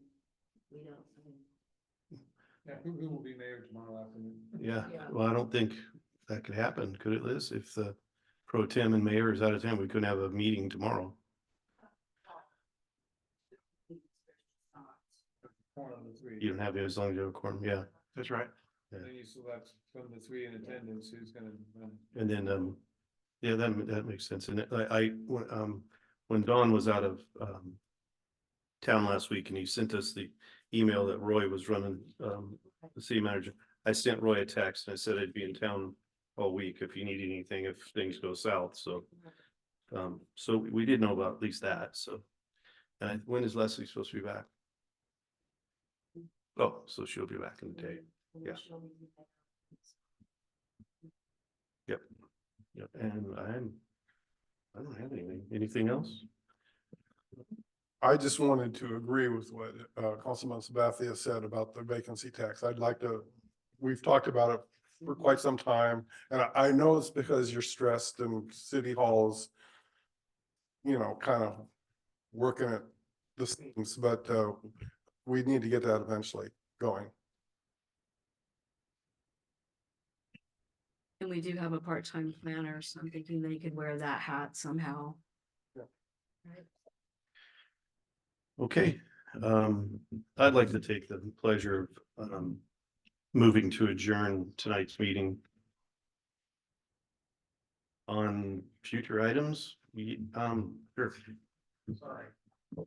Liz, is that? It's an agenda item, isn't it? Yeah. Okay. Is that not? Yes, okay. I was just gonna ask that you guys consider replacement for Scott on the SOI Urban Growth Boundary, the SOI committee. Yeah, Thank you. possibly, yeah, there's a couple vacancies. I think we talked about it. I'm sorry, Well, something you probably should have said when we were talking about the SOI, the subject, so then you would have stayed on subject. So I would like to move to adjourn tonight's meeting in the honor of Richard Velasco. May I have a second, please? I'll second that.